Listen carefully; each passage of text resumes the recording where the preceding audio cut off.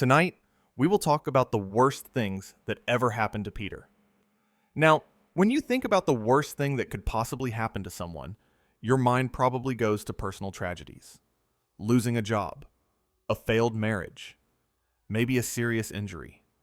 But for Peter Griffin, we're starting at a level that transcends personal disaster. We're talking about the complete and total destruction of human civilization itself. We're talking about watching the entire world, as you know, it simply ceased to exist. We're talking about Da Boom, the episode where Peter didn't just lose something important. He lost everything. The year was 1999, and the world was gripped by Y2K panic.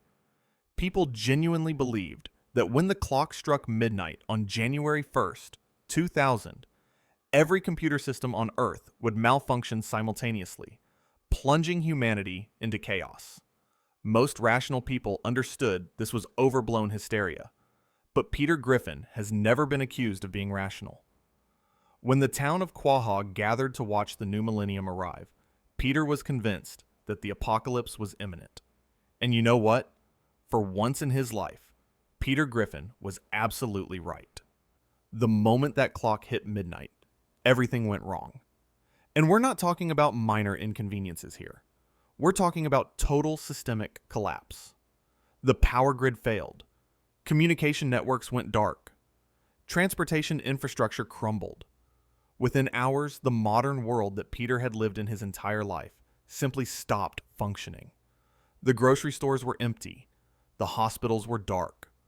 The police stations were abandoned. Every system that held society together just vanished, leaving behind only confusion, fear, and the very real threat of starvation. For Peter, this wasn't just watching the news report on distant disasters. This was personal, immediate, and terrifying. His house, the place where he'd raised his family, where he'd spent countless hours watching television and drinking beer, was suddenly a fragile shelter in a dying world. The refrigerator that usually held his beloved Pawtucket Patriot Ale was just a useless box. The television that had been his constant companion went silent forever.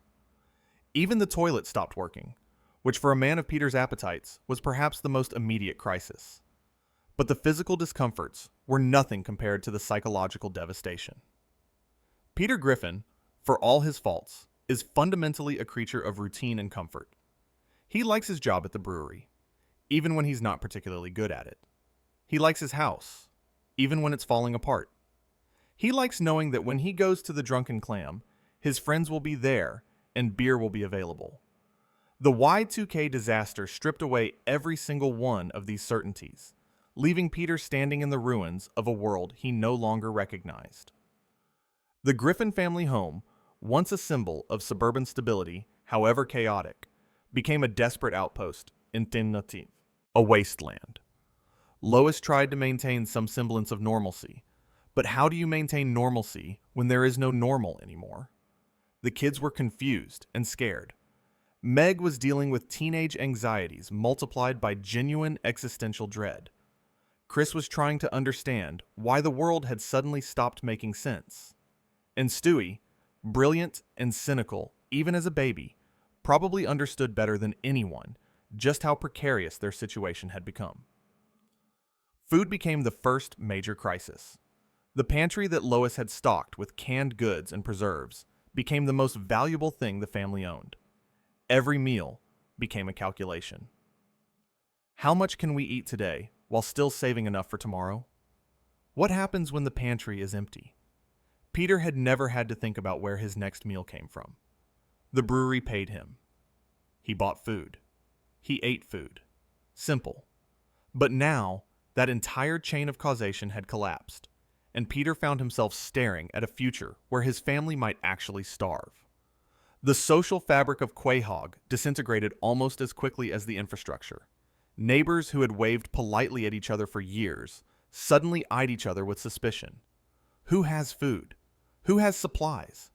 Who might be desperate enough to take what isn't theirs? The Drunken Clam, once a place of camaraderie and terrible decisions, became a contested resource.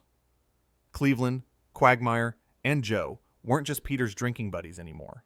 They were allies in survival, and the dynamics of their friendship shifted under the weight of genuine hardship.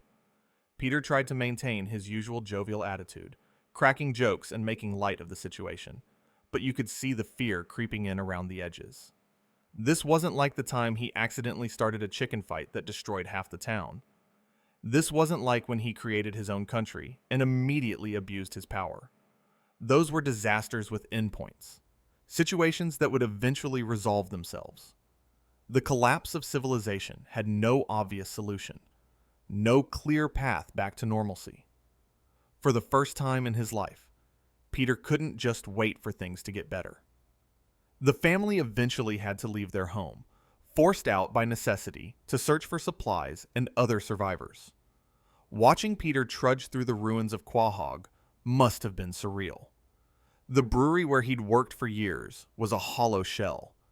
The places where he'd made memories, good and bad, were just empty buildings now. The grocery store where Lois had shopped was picked clean by desperate people. Every familiar landmark became a reminder of what was lost. And then there were the physical dangers. Without police, without hospitals, without any of the safety nets that civilization provided, every injury became potentially life-threatening. A simple cut could become infected.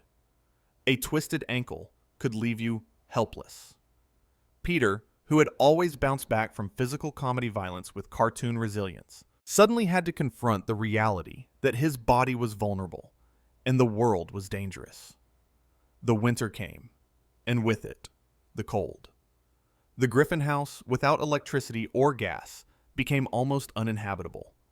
They burned furniture to stay warm. They wore every piece of clothing they owned in layers. Peter, who had never been particularly resourceful, had to figure out how to keep his family from freezing to death. Every night was a question of whether they'd wake up in the morning. What made it even worse was the absence of information.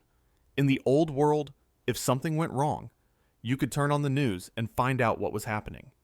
You could call someone. You could look something up online. But in the post-apocalyptic wasteland of Quahog, there was only silence and rumor.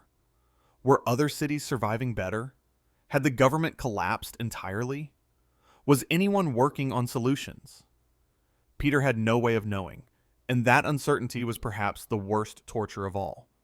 The psychological toll manifested in different ways for each family member, but for Peter, it was the loss of purpose. His identity had always been tied to simple things. He was a father, however incompetent. He was a husband, however neglectful. He was a worker at the brewery, however lazy. But in a world without structure, without jobs, without any of the familiar frameworks, who was Peter Griffin? Just a man trying not to die, trying to keep his family alive, and failing to understand how everything had gone so catastrophically wrong. There were moments of dark humor, because this is Peter Griffin we're talking about, but they were undercut by genuine despair. When you're joking about eating Brian because protein is protein, there's a very real horror beneath the punchline. When you're fighting with your neighbors over a can of beans, the absurdity doesn't quite mask the tragedy. Peter had always been able to laugh his way out of consequences, but you can't laugh away the end of the world. The episode eventually resolved itself, as Family Guy episodes do, but the experience left its mark. Peter had experienced something that most people thankfully never have to face: the complete collapse of everything safe and familiar. He'd looked into the abyss of true survival, where every day is a struggle and tomorrow is never guaranteed. He'd felt the terror of not knowing if his children would have enough to eat. He'd confronted the reality that the comfortable life he'd taken for granted could disappear in an instant, leaving only chaos and fear in its wake. This wasn't just a bad day at work or an embarrassing social situation. This was existential catastrophe on a scale that dwarfed every other disaster in Peter's life. When everything you know ceases to exist, when the entire structure of society crumbles around you, when you're left standing in the ruins wondering if there's any future at all, that's not something you just bounce back from. That's trauma. That's the kind of experience that fundamentally changes how you see the world. And for Peter Griffin, it was just the beginning of a long series of absolute worst-case scenarios that would define his existence. If there's one thing you'd think would be relatively safe in Peter Griffin's world, it would be air travel. Sure, he's caused chaos at sea, on land, and pretty much everywhere else, but planes? Planes are flown by trained professionals. Planes have redundant safety systems. Planes are basically the one form of transportation where Peter's stupidity shouldn't be able to cause catastrophic damage. And yet, somehow, Peter managed to not just cause one aviation disaster, but multiple plane crashes that left him physically and psychologically devastated in ways that are genuinely disturbing when you stop and think about them. Let's start with Airport 07, an episode that proves Peter's capacity for destruction knows no bounds, not even the literal sky. The whole mess began innocently enough, which is how most of Peter's disasters start. He'd gotten swept up in redneck culture after attending a blue-collar comedy show and decided that owning a pickup truck was essential to his new identity. Never mind that Peter lived in suburban Rhode Island and had no practical use for a truck. Never mind that he had no idea how to maintain or properly operate a truck. Peter wanted to be a redneck, and rednecks drive trucks, so Peter bought a truck. Now, most people who make poor vehicle purchasing decisions just end up with buyer's remorse and maybe some financial stress. But Peter Griffin isn't most people. Peter looked at his new truck and had what he probably thought was a brilliant idea. If he filled the truck with airplane fuel instead of regular gasoline, maybe it would fly. Let that sink in for a moment.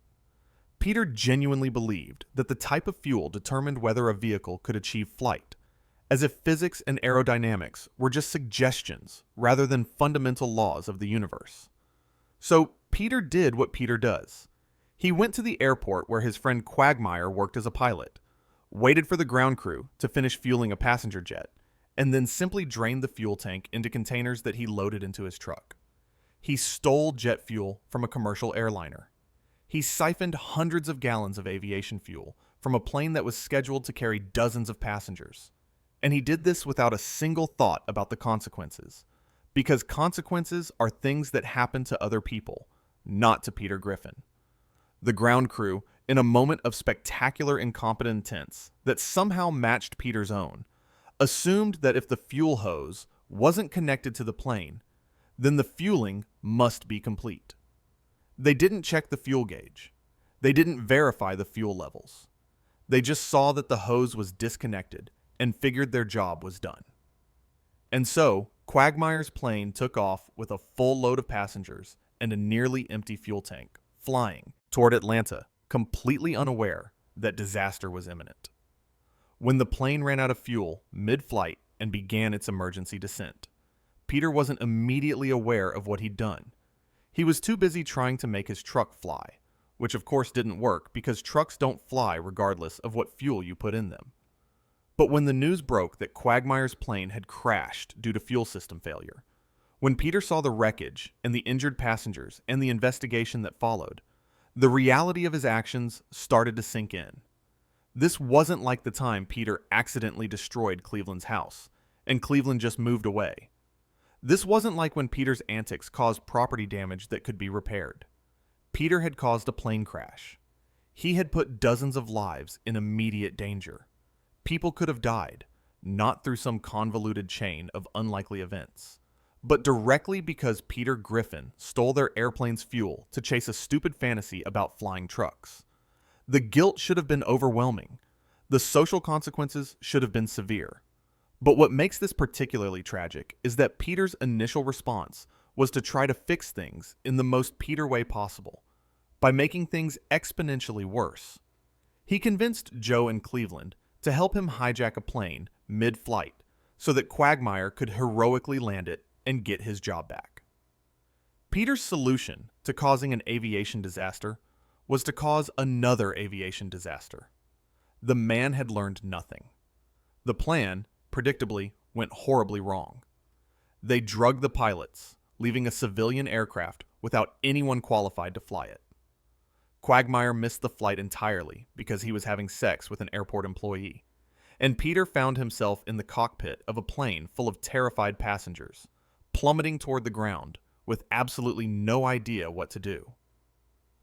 For those few minutes before Quagmire managed to talk him through landing the plane via radio, Peter faced the very real possibility that he was going to die along with everyone else on board, and it would be entirely his fault. The terror of that moment, sitting in a pilot's seat with alarms blaring and passengers screaming, and the ground rushing up to meet you, must have been indescribable. Peter had faced dangerous situations before, but this was different. This wasn't cartoon violence where he'd pop back up unharmed. This was a multi-ton aircraft falling out of the sky with the laws of physics very much in effect. Every second brought him closer to a crash that would kill everyone on board, and he was the reason they were in this situation. Quagmire eventually guided Peter through the landing, and by some miracle, everyone survived. But the psychological impact of those moments couldn't be erased. Peter had felt genuine terror. He'd confronted his own mortality. He'd been responsible for dozens of lives and had no ability to save them. And worst of all, he'd put his best friend's career and reputation at risk through sheer, thoughtless stupidity. But if you think that would be enough to make Peter avoid planes in the future, you'd be wrong. Because a few years later, Peter managed to cause another plane crash, and this one had consequences that were even more devastating and bizarre. The Big Fat incident started with what should have been a fun guy's trip to Canada. Quagmire had access to a private plane, and he invited Peter and Joe to join him for a weekend of strip clubs and generally irresponsible behavior. It was supposed to be a simple flight, a brief escape from their daily lives in Quahog. But Peter, being Peter, couldn't just sit quietly and enjoy the ride. He had to turn the flight into an opportunity for a Twilight Zone reference. Specifically, Peter decided to recreate the famous Nightmare at 20,000 Feet episode, where a passenger sees a creature on the airplane wing. In the original story, it's a tense psychological thriller about a man whose warnings about a monster are dismissed as hallucinations. In Peter's version, he just opened the airplane door mid-flight to point at the wing, because subtle references aren't really Peter's style. Opening the door of a pressurized aircraft during flight is not a minor mistake. It's not a harmless prank. It's an action that immediately destabilizes the entire plane. The sudden decompression created chaos in the cabin. The change in air pressure made it impossible for Quagmire to maintain control, and within seconds, the plane was spiraling out of the sky, plummeting toward the Canadian wilderness below. The crash itself was violent and terrifying. The plane tore through trees, metal screaming as it buckled and twisted. When they finally came to rest, battered and disoriented, they found themselves in what appeared to be the middle of nowhere. Dense forest surrounded them in every direction. No roads, no buildings, no signs of civilization whatsoever. They'd survived the crash, but their situation was desperate. Joe, already wheelchair-bound, now had to contend with rough wilderness terrain. Quagmire had broken both legs in the crash, rendering him immobile and in constant pain. Peter, as the only able-bodied person in the group, suddenly found himself responsible for their survival. The man who could barely remember to feed himself on a regular basis was now the sole hope for 3 men stranded in the wilderness. Peter tried to build shelters. He tried to forage for food. He tried to signal for rescue. But Peter Griffin is not a survivalist. He's not outdoorsy.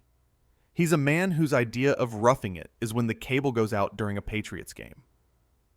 Being thrust into a genuine survival situation, with lives depending on him, was like asking a goldfish to climb a tree. He was fundamentally unprepared for the challenge in every possible way. And then came the cruel irony. Just after Peter wandered off into the woods to search for help, Joe and Quagmire discovered something that must have been soul-crushing. They hadn't crashed in the middle of nowhere. They'd crashed in someone's backyard. A wealthy Canadian with a mansion was literally right there, probably within shouting distance. They could see his house. They could have been rescued immediately. But Peter had already disappeared into the forest, and without him, they couldn't go anywhere. For 2 months, Peter was lost in the Canadian wilderness.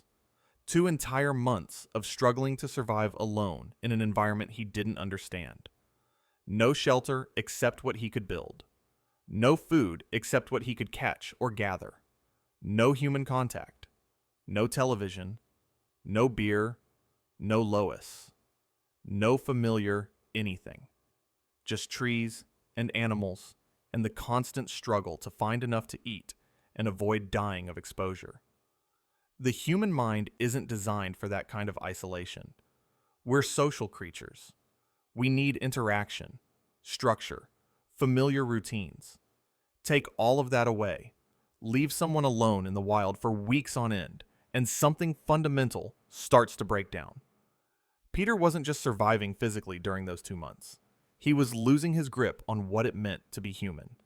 When his family finally found him, guided by search parties who'd discovered signs of his presence, they barely recognized what they saw. Peter had gone completely feral. He couldn't speak. He couldn't walk upright consistently.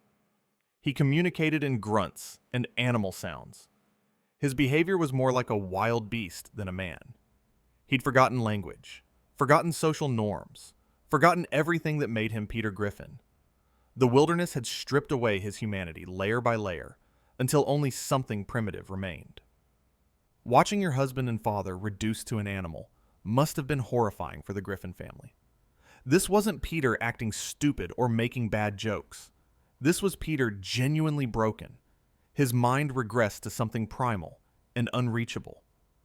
Lois tried to connect with him, to remind him of their life together, but he responded with confusion and fear.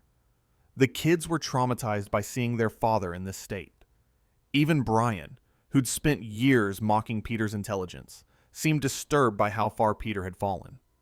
They brought him home and tried to rehabilitate him, to bring back the Peter they knew. They showed him videos he'd recorded before the incident.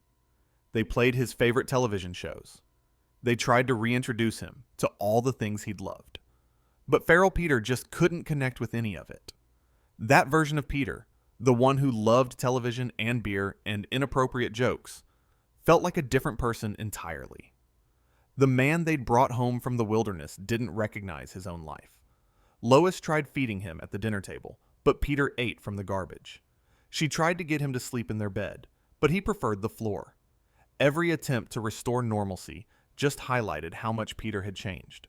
He'd spent 2 months as an animal, and you can't just flip a switch and undo that transformation. The neural pathways that made him human had been overwritten by survival instincts. The family eventually decided that maybe the kindest thing would be to let Peter go back to the wild, to let him live the life he'd adapted to, rather than forcing him into a world he no longer understood. It was a heartbreaking decision, essentially admitting that the Peter they knew was gone forever, replaced by this feral creature who happened to inhabit his body. But then something remarkable happened. As they were saying goodbye, as Lois and the kids were tearfully accepting that they'd lost Peter permanently, Meg spoke to him. And Peter, drawing on some deep reservoir of conditioning that survived even his feral transformation, managed to force out 2 words.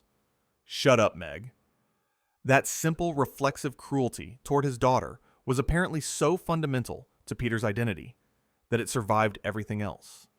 The instinct to dismiss and belittle Meg was stronger than the wilderness itself. Those 2 words broke the spell. Peter's speech started returning. His humanity began reasserting itself. Within a remarkably short time, considering how far gone he'd been, Peter was back to his normal self, as if 2 months of being a wild animal had been nothing more than a bad dream. The show played it for comedy, Peter quickly returning to his usual antics without apparent lasting trauma.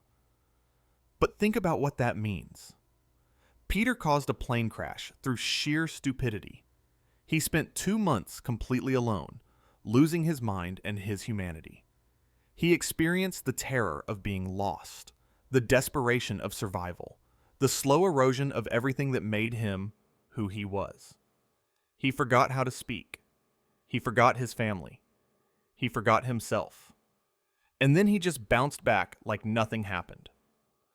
The reality is that 2 months of isolation and feral living should have left Peter with profound psychological scars, post-traumatic stress, difficulty readjusting to civilization, nightmares about being lost in the woods. But Peter just went right back to his life, apparently unbothered by the fact that he'd recently been eating garbage and sleeping in bushes. Maybe that's the most disturbing part. Not that Peter went through this horrific experience, but that it didn't seem to change him at all. He'd been to the edge of losing his humanity entirely, and it barely registered as significant. He caused 2 plane crashes, endangered countless lives, and spent 2 months as a feral creature, and none of it made him more careful or more thoughtful or more aware of consequences. He just kept being Peter, causing disasters, and moving on without learning anything. A man impervious to growth, even in the face of catastrophe. There's a certain resilience to Peter Griffin that borders on the supernatural. He's been in explosions, fallen off buildings, crashed through walls, and walked away with nothing more than a few scratches and maybe a comedic limp. The show plays his injuries for laughs, treating his body like an indestructible cartoon vessel that can absorb any punishment and bounce back by the next scene. But every once in a while, Family Guy reminds us that Peter's body is actually made of flesh and bone and blood, and when it breaks down, the consequences are genuinely horrifying. The McStroke incident stands out as perhaps the most visceral example of Peter's body completely failing him. It started, as so many of Peter's disasters do, with something that seemed harmless at first. Peter had grown a mustache, gotten absurdly attached to it as a core part of his identity, and then lost it while heroically rescuing a man from a burning McBurgertown restaurant. The grateful owner, wanting to thank Peter for saving his life, offered him something that would seem like a dream come true: unlimited free hamburgers for life.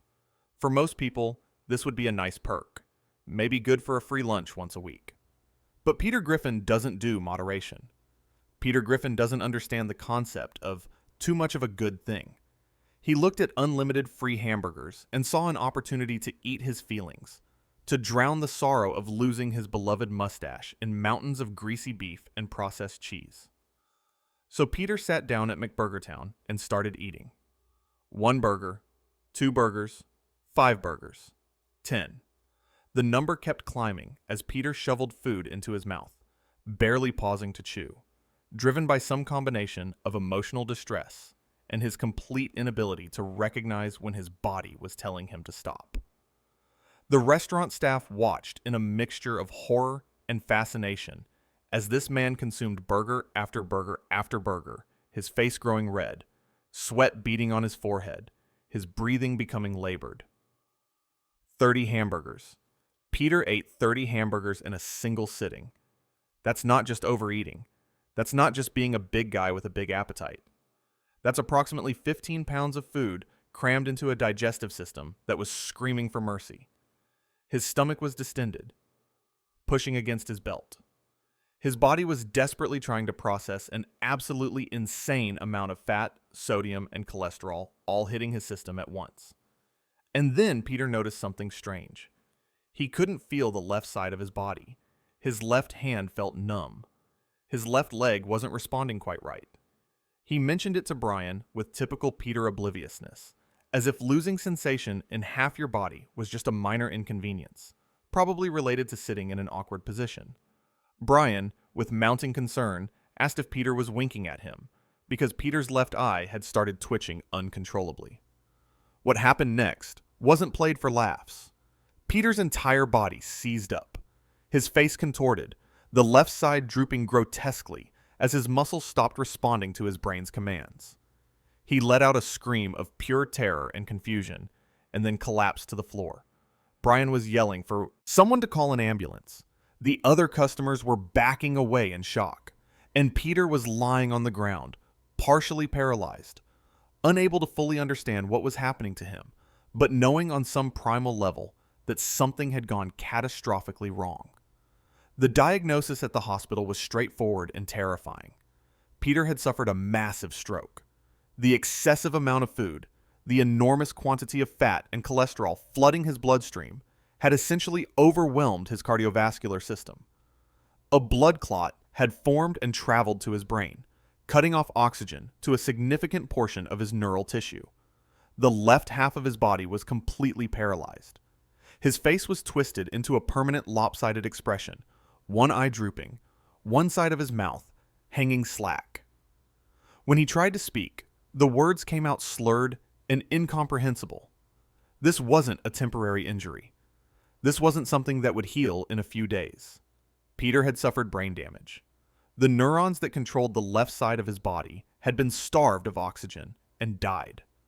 In the real world, stroke victims often never fully recover.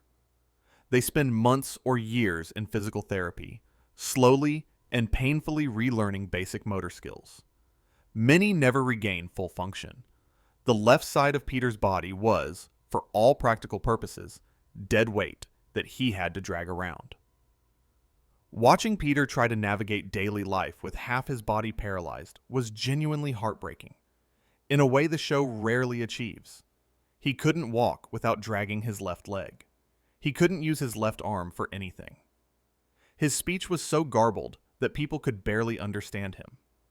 Simple tasks that he'd done thoughtlessly for his entire life, getting dressed, eating a meal, using the bathroom, became monumental challenges that required intense concentration and often ended in frustration and failure.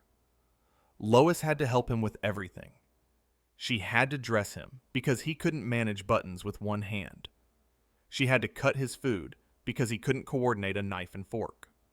She had to help him to the bathroom, help him bathe, help him with every single aspect of personal care that adults normally handle independently. Peter, who had always been childish and dependent on Lois in many ways, had now become literally helpless, unable to perform even the most basic functions without assistance. The psychological toll was immense. Peter had never been particularly proud or dignified, but there's a difference between being a lovable oaf and being genuinely disabled. He could see the pity in people's eyes.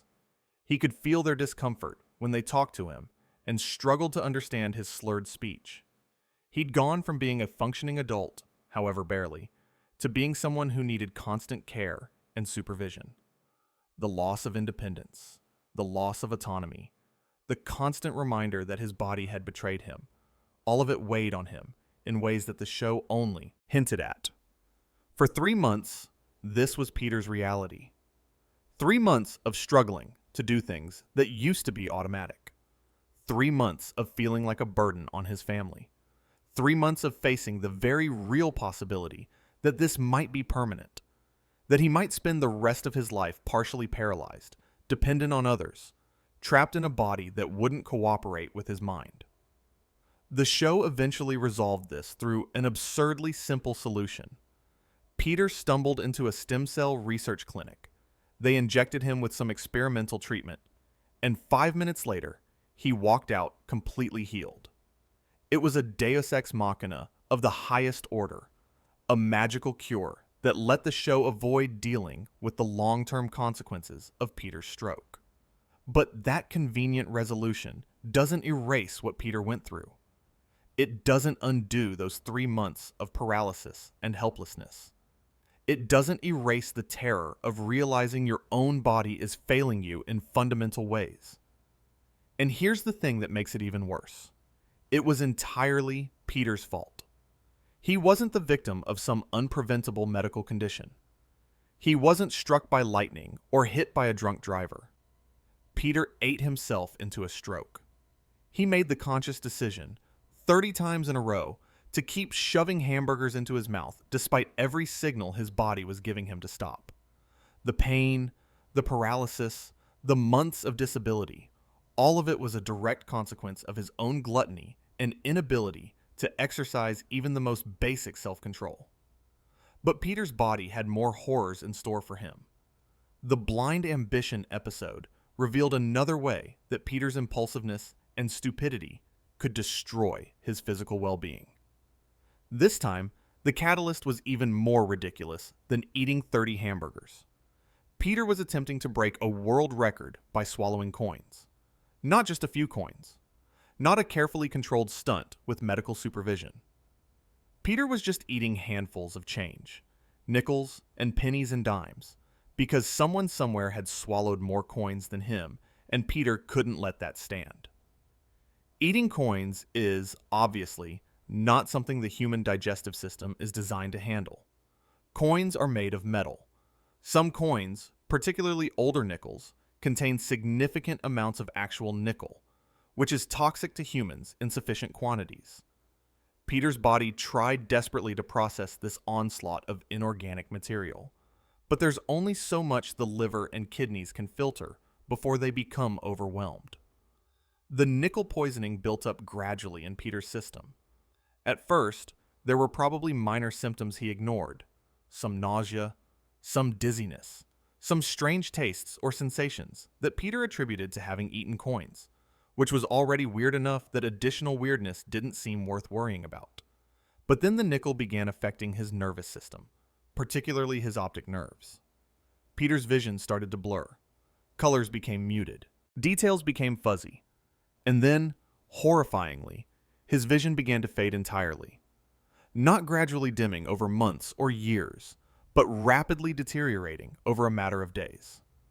The world was becoming darker, shapes losing definition, until finally, there was nothing but blackness.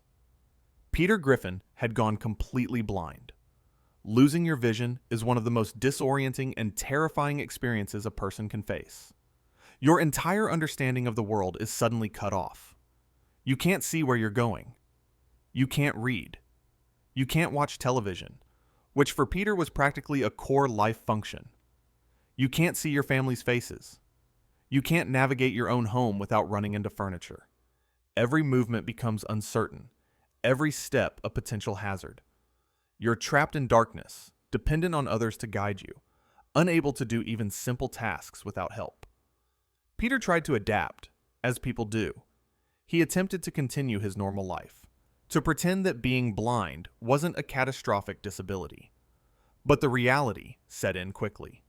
He couldn't drive, which meant he couldn't get to work without help. He couldn't work because his job required him to see what he was doing. He couldn't watch television, couldn't read the newspaper, couldn't do any of the mindless activities that usually filled his days. His entire routine, his entire life, had been built around the assumption that he could see, and now that assumption was gone. The dependence on others was perhaps the worst part. Peter had to be led everywhere. He had to be told what was around him. He had to trust that people were guiding him correctly and not about to let him walk into a wall or trip over something. For a man who had never been particularly good at trusting people, who had always blundered through life on his own terms, this forced reliance on others was a special kind of torture. And once again, this was entirely preventable. If Peter had just not eaten coins, an activity that literally no reasonable person would engage in, he would have been fine.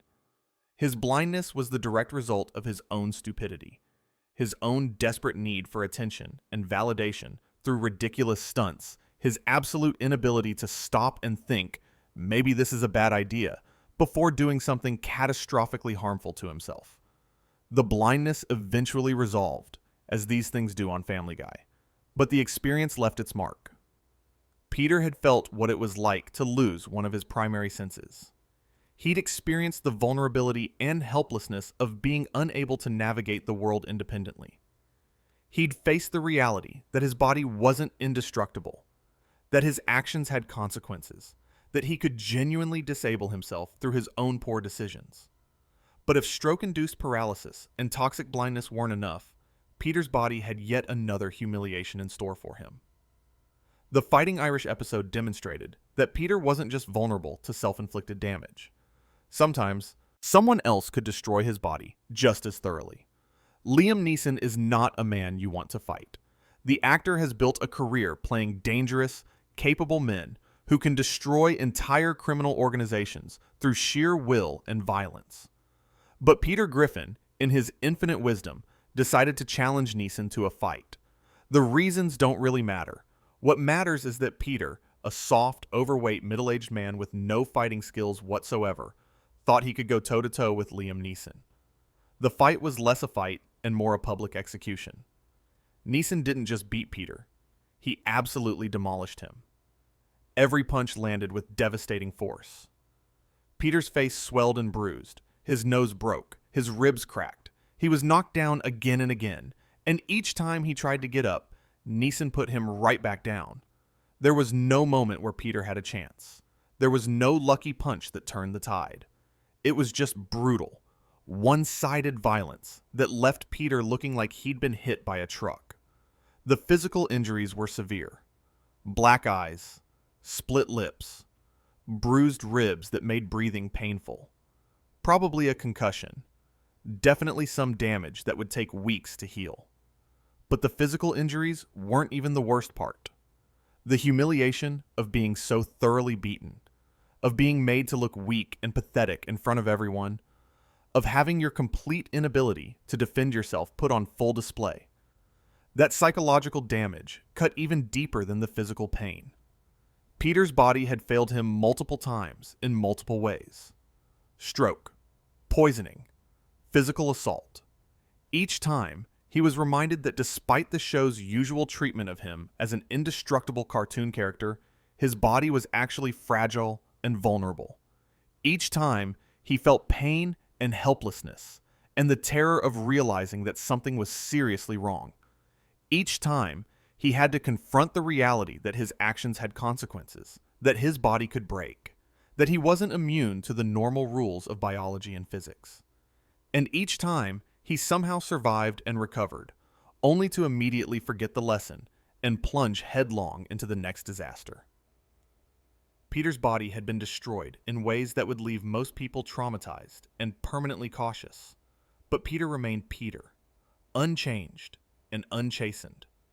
A man whose physical resilience was matched only by his absolute inability to learn from experience. There are different kinds of pain in this world. Physical pain, the kind Peter experienced with his stroke and his beatings, eventually heals. Bones mend, bruises fade, vision returns. But there's another category of suffering that cuts far deeper, that strikes at the very core of who you think you are as a person. For Peter Griffin, a man whose entire identity rests on a foundation of masculine bravado and childish confidence, few things could be more devastating than losing his job, and, as a direct consequence, losing his ability to perform sexually. Peter Assman episode didn't just show Peter having a bad week. It showed the complete psychological collapse of a man who discovered that everything he thought made him a man could be stripped away in an instant. The trouble started at the Pawtucket Brewery, where Peter had worked for years in a job that required minimal effort and provided maximum opportunity for slacking off. It wasn't a prestigious position. It wasn't even a particularly good job. But it was Peter's job, his source of income, his reason to leave the house each day, his connection to the world of productive adult employment, however tenuous that connection might have been. When you've been doing the same job for years, even a mediocre job becomes part of your identity. You're not just a person. You're a brewery worker. You have a place. You have a purpose. You have a reason to set an alarm clock. But Peter's supervisor at the brewery was a woman named Angela, and Angela had developed what could charitably be called an inappropriate interest in Peter. She made advances. She propositioned him. She made it clear that she wanted a sexual relationship with him, and that his continued employment might depend on his willingness to comply. This was textbook sexual harassment, a clear abuse of power that should have resulted in Angela being fired and Peter receiving a settlement. But Peter, uncomfortable and unable to navigate the situation properly, rebuffed her advances without documenting anything or going through proper channels. Angela's response was swift and predictable. She fired him. Not for poor performance, though Peter's work ethic certainly would have justified termination on legitimate grounds, not for violating company policy or failing to meet expectations. She fired him purely out of spite, because he'd refused her sexual advances, because he'd bruised her ego, because she had the power to destroy his livelihood, and she chose to exercise that power. Being fired is traumatic for anyone. The sudden loss of income, the disruption to your routine, the blow to your self-esteem, the fear about how you'll pay bills and support your family. But for Peter, who had never been particularly ambitious or employable, the job loss hit with special force. He wasn't a man with marketable skills and a robust resume. He wasn't someone who could easily land another position. The brewery job was probably the best employment situation Peter was ever going to have, and now it was gone. Peter tried to find other work. He filled out applications. He went to interviews. But the reality of his situation became clear very quickly.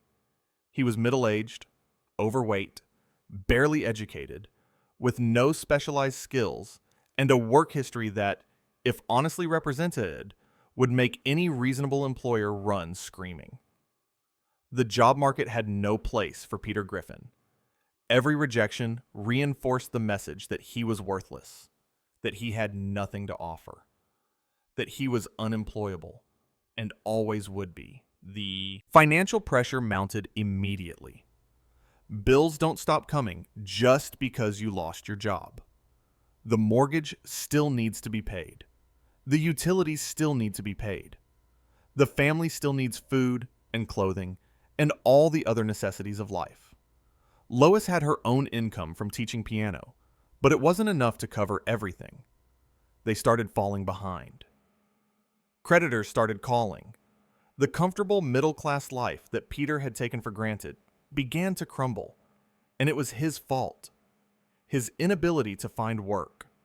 His failure as a provider. The stress ate away at Peter day after day. He'd wake up with nowhere to go and nothing to do except worry about money. He'd watch Lois leave for work while he stayed home, useless and idle. He'd see his kids and know that he was failing them, that he couldn't provide for them the way a father should. Every day reinforced the message that he was inadequate, that he'd failed at the one basic masculine responsibility that society expected of him: earning a living and supporting his family. Depression set in with crushing weight. Peter stopped showering regularly. He stopped shaving. He stopped caring about his appearance, or his hygiene, or anything beyond sitting on the couch and staring at the television without really watching it. The man who had always been loud and energetic and inappropriately enthusiastic became quiet and withdrawn. He lost interest in activities he'd previously enjoyed. He stopped going to the Drunken Clam with his friends, partially because he couldn't afford to buy beer, but mostly because he couldn't face them. Couldn't bear to sit there and pretend everything was fine when his entire life was falling apart. Lois tried to be supportive. She tried to encourage him, to help him job hunt, to maintain some semblance of normalcy in their household. But Peter was sinking deeper into despair, and Lois's attempts to help only reminded him of his dependence on her, of his failure to be the man he thought he should be. The dynamic of their relationship shifted. Peter had always been childish and dependent on Lois in many ways, but there had been an understanding that he was at least nominally the breadwinner, at least theoretically, the head of the household. Now, he was neither. He was just another mouth to feed, another burden for Lois to carry. And then came the final humiliation, the ultimate blow to Peter's sense of masculine identity. He couldn't perform sexually anymore. The stress, the depression, the constant anxiety about money and employment, the fundamental blow to his self-esteem, all of it combined to make him completely impotent. His body simply wouldn't respond, couldn't respond, no matter how much he wanted it to. The physical manifestation of his psychological collapse was complete. For a man like Peter, whose sense of self was wrapped up in crude jokes and sexual bravado, and performing a very traditional, very stereotypical version of masculinity, impotence was more than just a medical condition. It was an existential crisis. If he couldn't provide for his family and he couldn't perform sexually, what was he? What purpose did he serve? What made him a man rather than just a useless burden taking up space in his own home? The impact on his marriage was immediate and severe. Lois tried to be understanding, tried to assure Peter that this was temporary, that everything would be fine once he found work and the stress diminished. But Peter could see the frustration in her eyes. He could feel the distance growing between them. Sex had been one of the few areas where Peter felt competent, where he felt wanted and needed. Now even that was gone, replaced by awkwardness and disappointment, and the unspoken question hanging in the air. What good are you if you can't even do this? Peter's friends didn't help matters. Quagmire, whose entire identity revolved around sexual conquest, made jokes. Cleveland tried to be supportive, but clearly didn't understand. Joe, dealing with his own disability-related sexual challenges, could empathize, but couldn't fix anything. The conversations at the Drunken Clam, when Peter could force himself to go, became minefields of potential humiliation. Every crude joke, every sexual reference, every casual comment about wives and girlfriends became a reminder of Peter's inadequacy. The kids sensed something was wrong, even if they didn't understand the specifics. Meg, Chris, and Stewie could feel the tension in the house, could see their father withdrawing further into himself, could sense their mother's stress and worry. The family dinner table, never exactly a bastion of functional communication, became even more uncomfortable. Peter would sit there, mostly silent, pushing food around his plate, while everyone else tried to pretend things were normal. Night after night, Peter lay awake next to Lois, staring at the ceiling, trapped in his own head with thoughts that spiraled darker and darker. He was a failure as a provider. He was a failure as a husband. He was a failure as a man. Every traditional marker of masculine success had been stripped away, leaving only the hollow shell of Peter Griffin, unemployed and impotent and worthless. The voice in his head, which usually offered stupid ideas and inappropriate jokes, now just repeated variations on a single theme. You're not good enough. You've never been good enough. And everyone can see it now. The episode eventually resolved this crisis, as Family Guy episodes must. Peter got his job back through some convoluted series of events that the show played for comedy. The money stress evaporated. The depression lifted. The impotence mysteriously resolved itself as if it had never happened. But that convenient resolution doesn't erase what Peter went through. It doesn't undo the weeks or months of psychological torture, of feeling inadequate and worthless, of watching his identity as a man crumble away piece by piece. What makes this particularly tragic is how common this experience is, not just for Peter, but for men in general.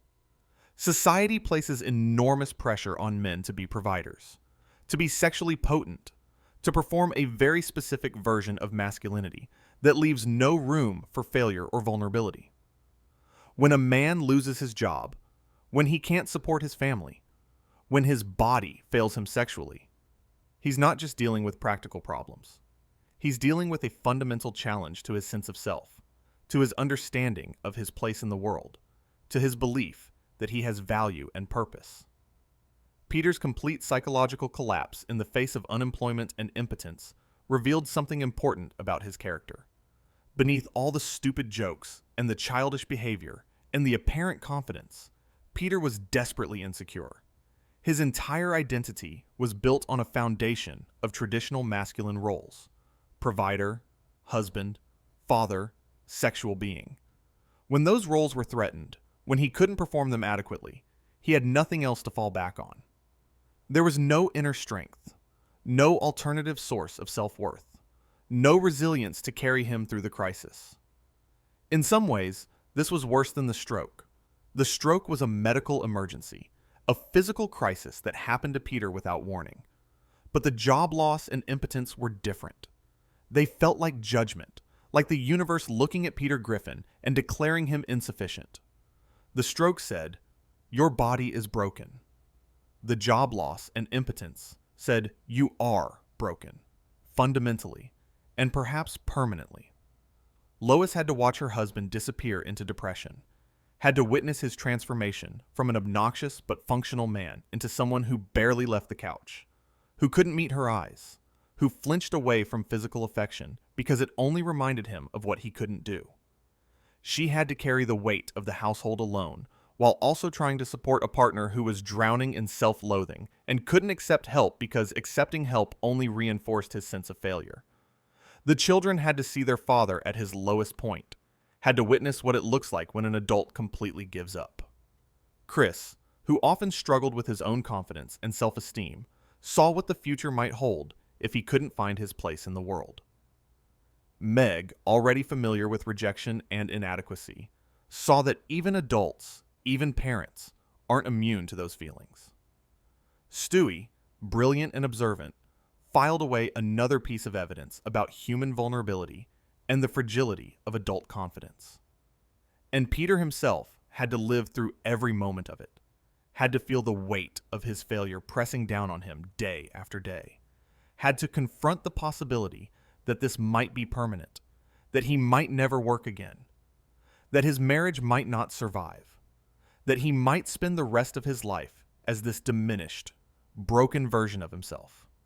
The man who had always bounced back from disaster, who had always found some way to bumble through life's challenges, suddenly found himself in a situation where there was no easy out, no quick fix, no way to joke his way past the pain. When Peter eventually recovered, when the job came back and the depression lifted, and his sexual function returned, he probably tried to forget the whole thing ever happened. That's what men like Peter do. They bury the vulnerability, hide the weakness, pretend the crisis never occurred. But you don't forget what it feels like to lose everything that makes you who you think you are. You don't forget the despair, the self-loathing, the certainty that you're worthless and everyone knows it. Those memories stay with you, lurking beneath the surface, ready to resurface whenever life gets difficult again. Peter Griffin had faced many disasters, but few struck as close to his core identity as the combination of unemployment and impotence. It wasn't just bad luck or physical injury. It was a complete dismantling of his sense of self, a systematic destruction of everything he thought made him a man, leaving him hollow and broken and utterly lost. And the worst part was knowing that it could happen again, that his grip on employment and masculinity and basic adequacy was always tenuous, always one mistake away from slipping through his fingers and leaving him right back in that dark place where nothing worked and nothing mattered and he was worth nothing to anyone. Sometimes the worst suffering isn't a single catastrophic event. Sometimes it's the slow, grinding torture of repeated injury, day after day, with no escape and no end in sight. Peter Griffin experienced this particular brand of hell twice in ways that stripped away his dignity and left him genuinely helpless in his own home. First with a set of stairs that became instruments of daily torture, and then with his own dog asserting dominance over him in ways that were both physically painful and psychologically devastating. The stair incident started with what seemed like a home improvement. Peter and Lois decided to have their stairs refinished, a perfectly reasonable decision that homeowners make all the time.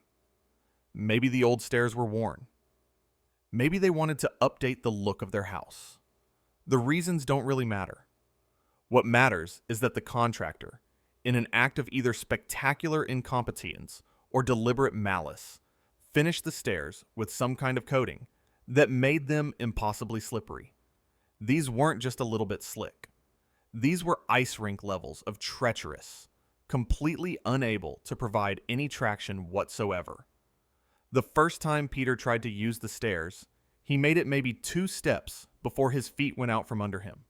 He fell hard, tumbling down the entire staircase, his body bouncing off each step with sickening thuds. When he finally came to rest at the bottom, he was bruised, disoriented, and in significant pain. But this wasn't a one-time accident.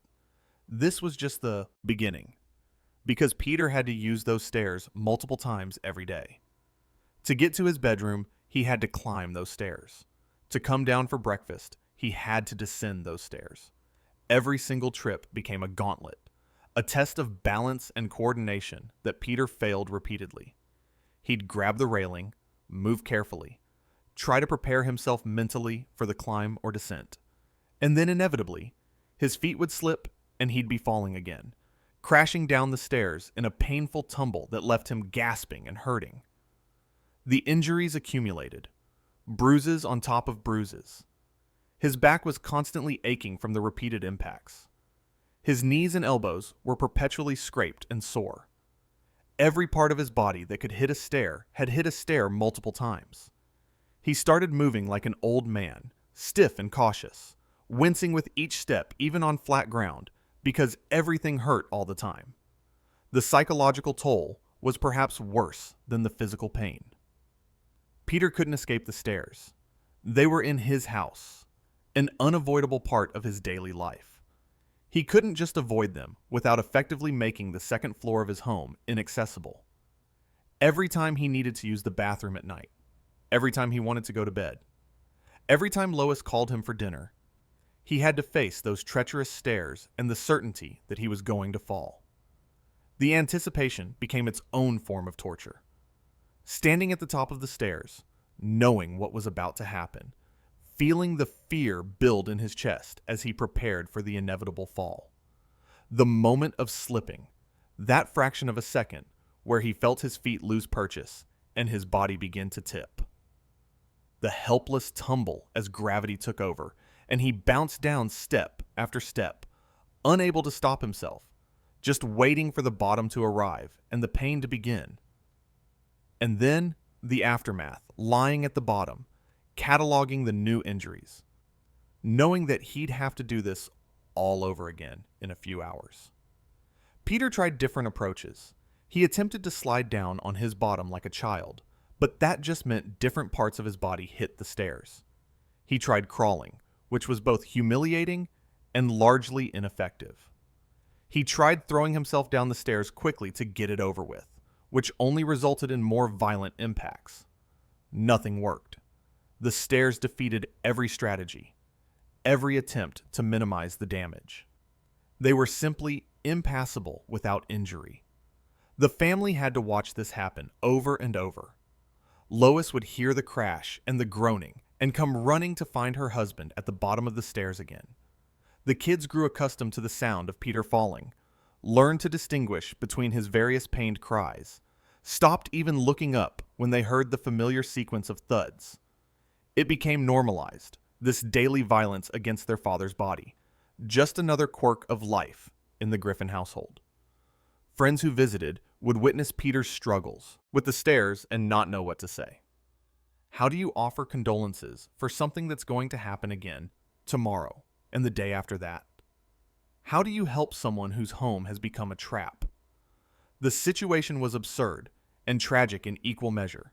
Peter's own house inflicting repeated injury on him with mechanical consistency.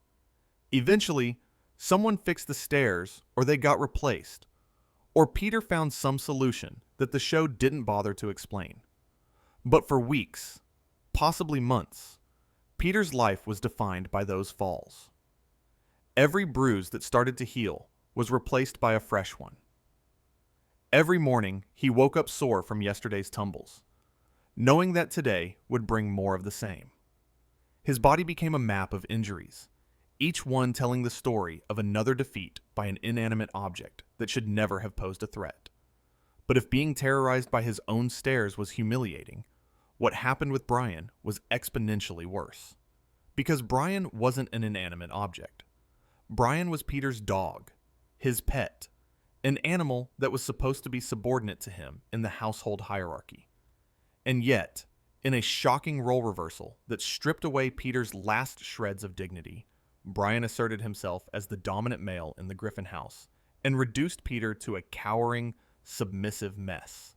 It started with a bite, not a playful nip, not an accidental snap. Brian bit Peter with intention, with force, hard enough to hurt, and to make a point. And in that moment, something fundamental shifted in their relationship. In the canine social structure that Brian's animal instincts understood, even if his human intelligence tried to override it, biting is how dominance is established. The one who bites is the alpha. The one who gets bitten is subordinate. And Peter's response to being bitten, his shock and confusion, and failure to assert himself, confirmed Brian's new status.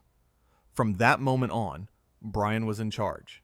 He took Peter's spot on the couch, and Peter meekly moved aside. Brian demanded Peter's food, and Peter handed it over without protest. Brian growled or snapped, and Peter flinched away, making himself smaller, avoiding eye contact, displaying every classic sign of submission to a dominant animal. The man who was supposed to be the head of the household, the patriarch of the Griffin family, had been reduced to subordinate status by his own dog. The other family members watched this transformation with varying degrees of shock and amusement. Lois was disturbed by how quickly Peter had folded, how completely he'd accepted Brian's dominance. The kids found it funny at first, then uncomfortable as they realized their father was genuinely afraid of the dog. Brian himself seemed almost surprised by how easy it had been, how thoroughly Peter's masculine bravado had crumbled at the first real challenge from someone smaller and weaker than him. Peter tried to act like everything was normal, but his behavior betrayed his submission. He'd enter rooms cautiously, checking to see where Brian was before proceeding. He'd offer Brian food and drink without being asked, trying to appease the new alpha. He'd laugh nervously and make jokes about the situation, but everyone could see the fear in his eyes when Brian looked at him a certain way. The worst moments came when Brian deliberately pushed boundaries, testing the limits of his newfound power. He'd take Peter's favorite chair and refuse to move, watching to see if Peter would challenge him. He'd eat off Peter's plate at dinner, and Peter would just sit there and let it happen. He'd walk through the house with confident, dominant body language, while Peter instinctively made way, pressed himself against walls, avoided any action that might be interpreted as a challenge. At night, Brian took over Peter and Lois's bed, sprawling across what had been Peter's side. And Peter, rather than reclaim his space, rather than assert his rightful place in his own bed, just accepted it. He squeezed into the remaining space or slept on the couch, displaced by an animal that should have been sleeping on the floor. Lois had to witness her husband being dominated by their pet, had to watch Peter's authority in their home completely evaporate. The psychological impact of this role reversal was profound. Peter's entire sense of masculine identity was already fragile after the unemployment and impotence crisis. Now he couldn't even maintain dominance over a dog. He was weak, submissive, unable to stand up for himself even in the most basic ways. The man who liked to think of himself as tough and capable was revealed to be neither, folding instantly under pressure from someone who should have been beneath him in every hierarchy that mattered. His friends noticed the change. At the Drunken Clam, Peter was quieter, less assertive, more willing to defer to others. When Quagmire or Cleveland made decisions about what to do or where to go, Peter just agreed rather than offering his own opinions. The dynamic of their friendship group shifted because Peter had internalized his subordinate status and begun applying it to all his relationships, not just the one with Brian. What made this particularly cruel was that Brian knew exactly what he was doing. He wasn't just an animal acting on instinct. He was an intelligent being who understood the social dynamics at play and chose to maintain his dominance over Peter. Every time Peter tried to reassert himself, Brian would shut him down with a look or a growl or a reminder of who was really in charge. It wasn't just about physical dominance. It was psychological warfare, and Peter was losing badly. The situation eventually resolved, as these things do on Family Guy, with Brian presumably realizing he'd taken things too far and backing off, allowing Peter to reclaim his position in the household. But the damage was done. Peter had been thoroughly dominated by his own dog in front of his entire family. He'd shown himself to be weak and easily cowed. He'd spent days or weeks living in genuine fear of an animal that was a fraction of his size and supposedly under his control. Both the stairs and Brian had taken something from Peter that's hard to quantify but impossible to ignore. His sense of safety in his own home. The stairs turned his house into a place of repeated injury, a space where simply moving from one floor to another guaranteed pain. Brian turned his house into a place where he couldn't assert himself, where he was subordinate and afraid, where every interaction reminded him of his weakness. Home is supposed to be a refuge, a place where you feel safe and in control, where you can relax and let your guard down. For those periods of Peter's life, home was the opposite. It was where he got hurt over and over. It was where his inadequacy was most visible.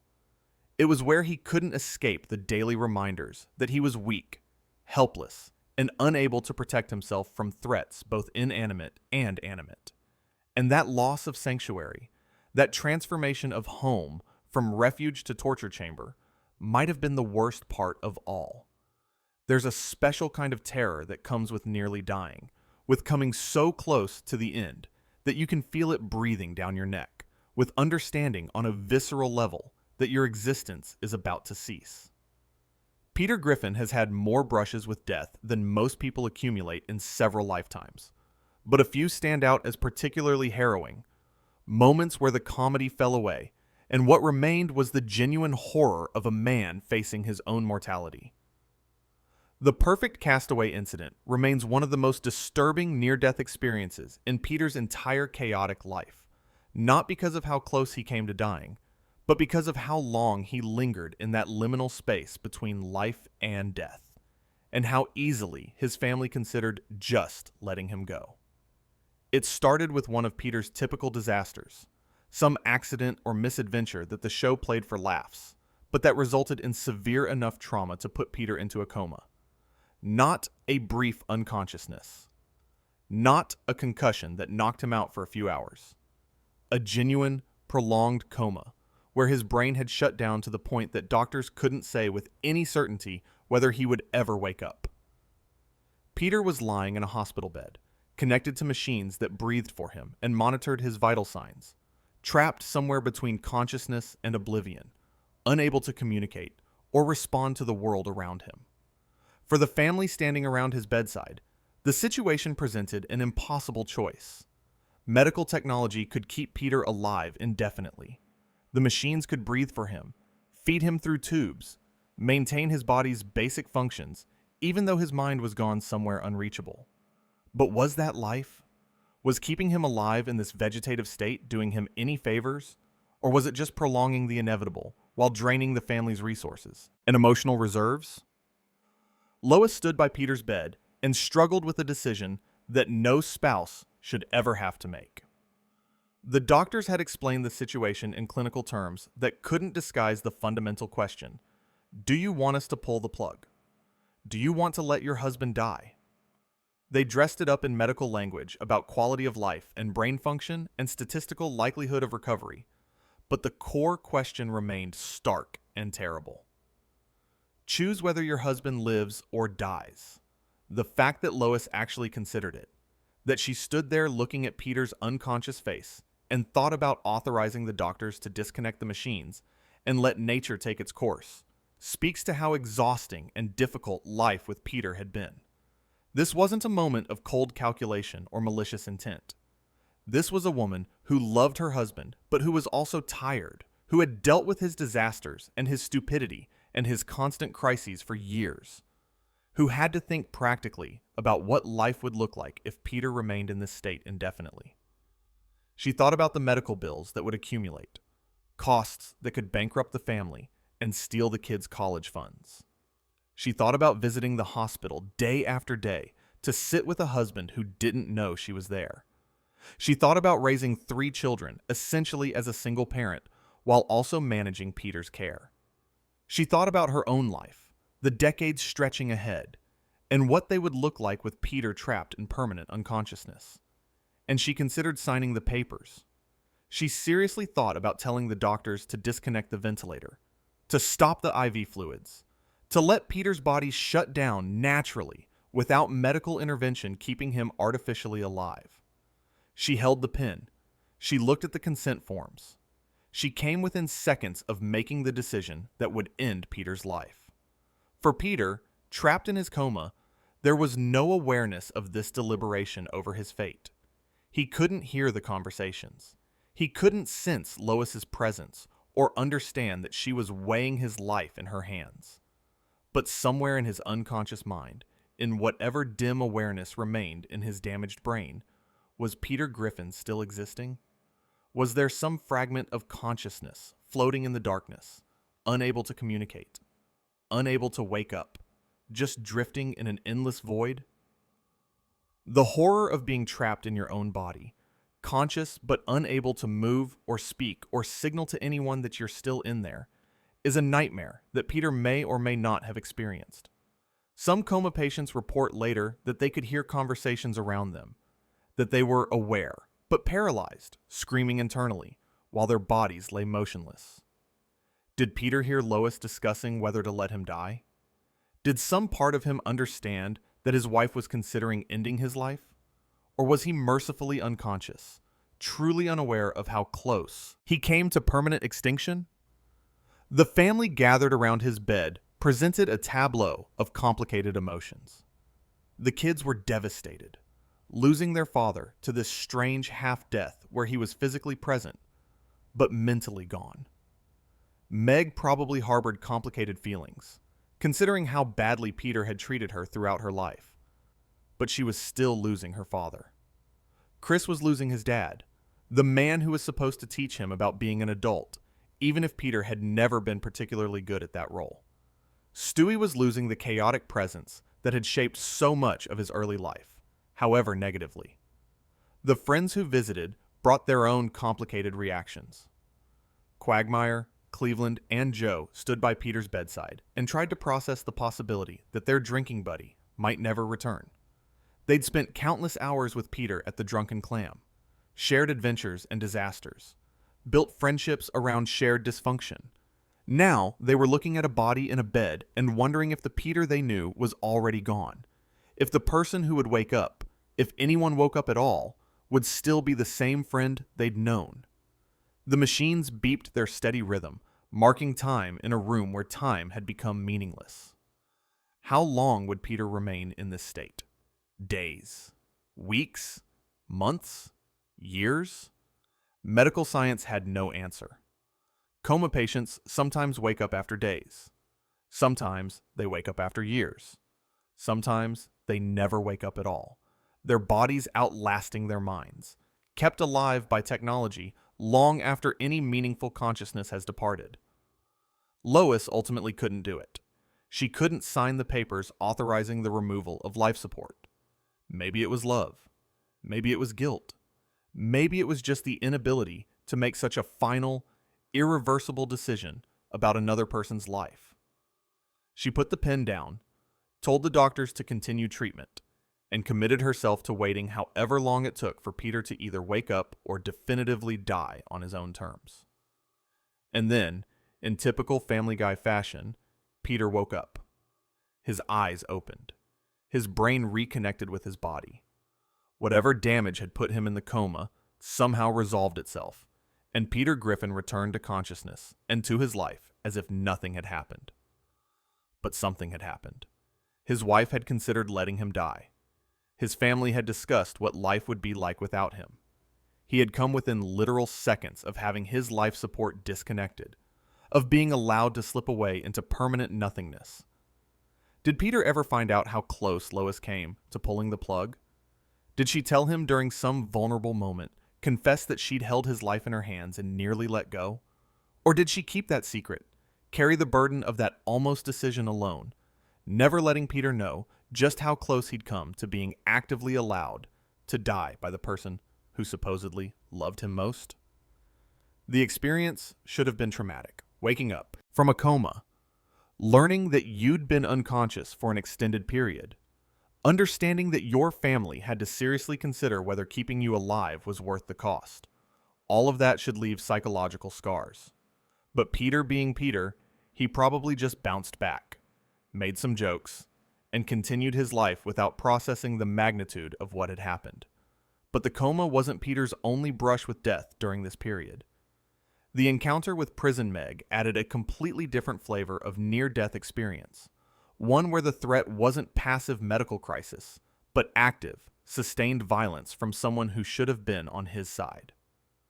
When Meg went to prison and came back hardened and dangerous, transformed from the family's punching bag into someone genuinely threatening, Peter found himself on the receiving end of the brutality that he'd casually inflicted on her for years. This wasn't theoretical danger. This wasn't the possibility of dying in a hospital bed. This was immediate, physical violence that left Peter genuinely fearing for his life on a daily basis. Prison Meg didn't just dominate Peter the way Brian had. She systematically beat him, establishing control through pain and fear. Every time Peter said something she didn't like, she'd hit him. Every time he tried to assert parental authority, she'd physically overpower him and make him regret the attempt. Peter went from being the father to being the victim, trapped in his own home with someone stronger and more violent than him.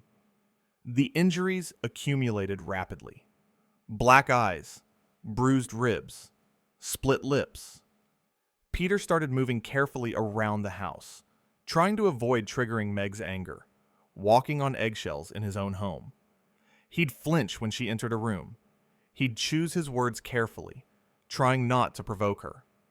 He'd developed the behaviors of an abuse victim, constantly calculating how to minimize harm, always aware of where the threat was and how to avoid it. The psychological impact was devastating in a different way than the coma. With the coma, Peter was passive, unconscious, unaware of his peril. With Prison Meg, he was hyper-aware. Every beating reminded him that he was weak, that he couldn't protect himself, that his own daughter could destroy him physically whenever she chose. The fear became constant, a background hum of anxiety that colored every moment. Lois and the other kids watched this dynamic with horror and confusion. Their father was being dominated and beaten by their sister and daughter. The family hierarchy had inverted completely. The person who should have been protected and guided was now the aggressor, and the supposed protector was cowering in fear. How do you address that? How do you fix a situation where the victim is the parent and the abuser is the child? Peter tried to hide the extent of the abuse, making excuses for his injuries, pretending everything was fine, even as bruises bloomed across his face and body. Pride kept him from admitting just how bad things had gotten, how thoroughly Meg had broken him. But everyone could see the fear in his eyes when she was around. Everyone could see him flinch. Everyone knew that Peter was living in constant terror of his own daughter. The breaking point came when Peter realized he couldn't continue living this way. He couldn't spend every day being beaten and intimidated. He couldn't maintain the pretense that he was still the father, still in control, when clearly he was neither. Something had to change. Either Meg had to go back to prison, or leave the house, or Peter had to find some way to defend himself. The situation was unsustainable. Eventually, Meg's prison-hardened personality faded, as character changes on Family Guy always do, and the family dynamic returned to something resembling normal. But Peter had spent weeks as a victim of domestic violence, beaten regularly by someone he couldn't fight back against, living in fear in his own home. That experience doesn't just vanish when the immediate threat ends. The flinching, the hypervigilance, the constant low-level anxiety, those things linger. And then there was the rodeo incident, a near-death experience that was disturbing in entirely different ways. Peter, in his infinite wisdom, decided to enter a bull riding competition despite having no training, no experience, and no understanding of just how dangerous bulls actually are. The massive animal he drew for his ride wasn't interested in participating in a sporting event. It was interested in destroying the person on its back. The bull threw Peter almost immediately, sending him flying through the air to crash painfully into the ground. But that wasn't the worst part. The worst part came when the bull, following instincts that Peter hadn't anticipated, attempted to mount him. The trauma of that experience, the violation and humiliation and genuine danger, left Peter with psychological scars that the show only hinted at, but that must have been profound. Peter had faced death from disease, from violence, from his own daughter, and from a bull that very nearly crushed or gored him. Each near-death experience should have made him more cautious, more aware of his mortality, more careful about the risks he took. But Peter remained Peter, learning nothing, continuing to stumble from crisis to crisis, surviving by sheer cartoon physics and narrative necessity rather than any actual wisdom or growth. Of all the ways Peter's body has failed him, of all the disasters he's brought upon himself through stupidity and impulsiveness, few are as viscerally disturbing as watching his physical form actually decay from the inside out. The Secondhand Spoke episode didn't just show Peter making another bad decision. It showed the horrifying reality of addiction consuming a human body in real time, demonstrated what it looks like when your flesh and organs begin to rot while you're still alive, still conscious, still aware that you're falling apart, but unable or unwilling to stop the process. Peter's relationship with vices had always been problematic. He drank too much, ate too much, made terrible decisions with alarming frequency. But those were behaviors that, in the show's universe, rarely had lasting consequences. Peter could drink himself unconscious at the Drunken Clam and wake up the next morning ready for more. He could eat until he was sick and be hungry again an hour later. His body absorbed abuse and bounced back with resilience that defied biology and common sense. But smoking was different.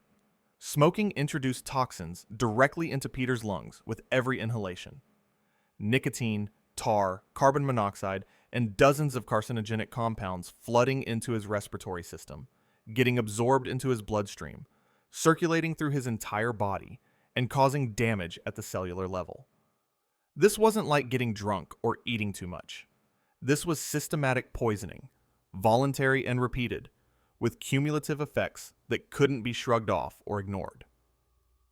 Peter started smoking casually, the way addictions often begin. Maybe a cigarette with his friends. Maybe something to do with his hands while drinking. Maybe just curiosity about what it felt like to smoke. The reasons don't really matter. What matters is that nicotine is one of the most addictive substances known to humanity, and Peter's already weak impulse control made him particularly vulnerable to its hooks. The addiction established itself quickly. One cigarette became a pack. One pack became multiple packs per day. Peter found himself reaching for cigarettes constantly, lighting up without conscious thought, going through the mechanical ritual of smoking over and over. He'd wake up and immediately need a cigarette. He'd smoke while driving. He'd smoke during meals. He'd wake up in the middle of the night and smoke in bed. The cigarettes became inseparable from his daily existence, a compulsion that overrode every other consideration. Lois watched this transformation with growing alarm. She could see Peter becoming enslaved to the habit, see him choosing cigarettes over food, over sleep, over his family. She could smell the smoke that permeated everything he touched, that clung to his clothes and hair and skin. She could hear his cough developing, getting worse, becoming a constant hacking that shook his whole body and left him gasping for breath. But the real horror began when the physical deterioration became visible. Peter's teeth started yellowing, then browning, stained by tar and nicotine. His fingernails turned yellow where he held the cigarettes.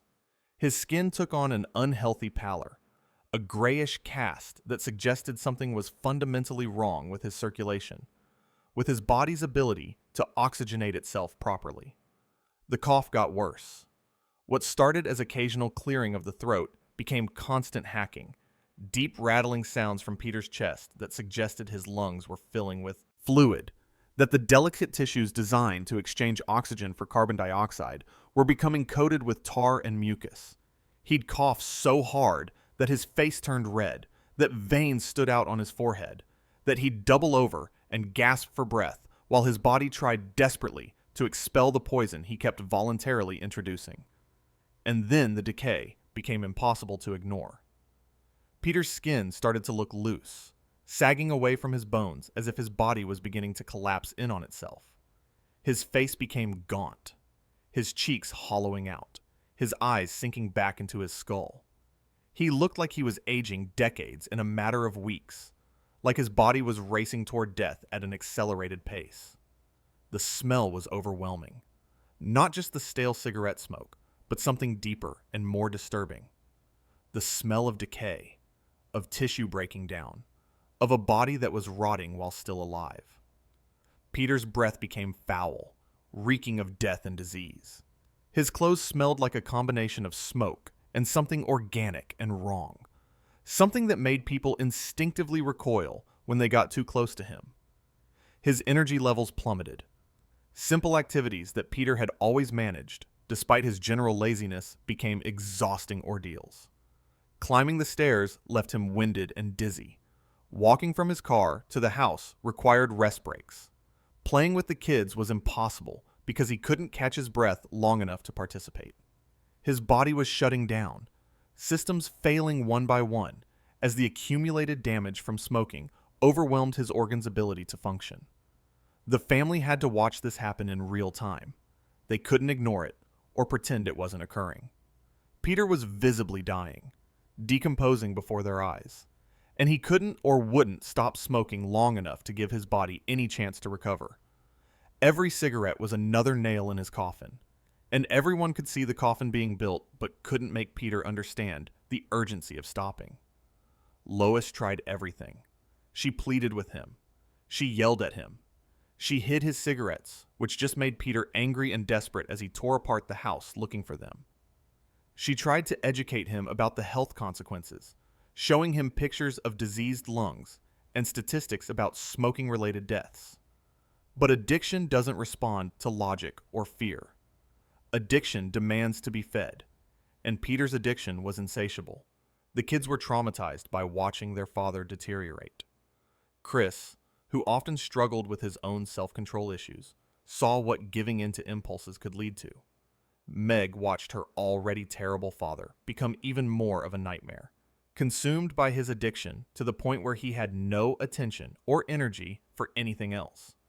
Stewie, brilliant and analytical, understood the biochemistry of what was happening and knew that unless Peter stopped, the damage would become irreversible. Peter's friends tried intervention. Quagmire, Cleveland, and Joe sat him down and attempted to make him understand the severity of the situation. They told him he was killing himself. They reminded him that he had a family that needed him.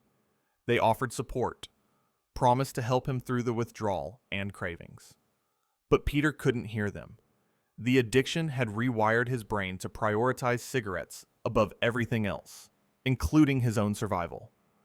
The withdrawal symptoms, when Peter briefly tried to quit, were agonizing. His hands shook uncontrollably. Sweat poured off him in sheets. His entire body ached with a deep, bone-level pain that made him want to crawl out of his own skin. The cravings were overwhelming, a desperate need for nicotine that drowned out every other thought and feeling. He couldn't sleep. He couldn't eat. He couldn't focus on anything except the screaming demand from his body for the drug it had become dependent on. Peter would last maybe a few hours, sometimes a day, if he was particularly determined, before the suffering became too much to bear, and he'd light another cigarette. The relief was immediate and intense, the nicotine flooding his system and satisfying the craving, making everything okay again for a brief moment. But that relief came at the cost of resetting the addiction, of ensuring that the cycle would continue, that the damage would keep accumulating until his body finally gave out entirely. The most disturbing aspect was how rapidly Peter's body was failing. In a normal timeline, smoking-related diseases develop over years or decades. Emphysema, lung cancer, heart disease, these are conditions that typically take time to manifest. But Peter's accelerated deterioration suggested that his body was uniquely vulnerable to smoking's effects, or that the show was compressing the timeline to illustrate the ultimate consequences of the habit. His lungs were blackening, the healthy pink tissue becoming dark and spotted with tar deposits. His heart was struggling to pump blood through vessels that were constricting and becoming clogged with plaque.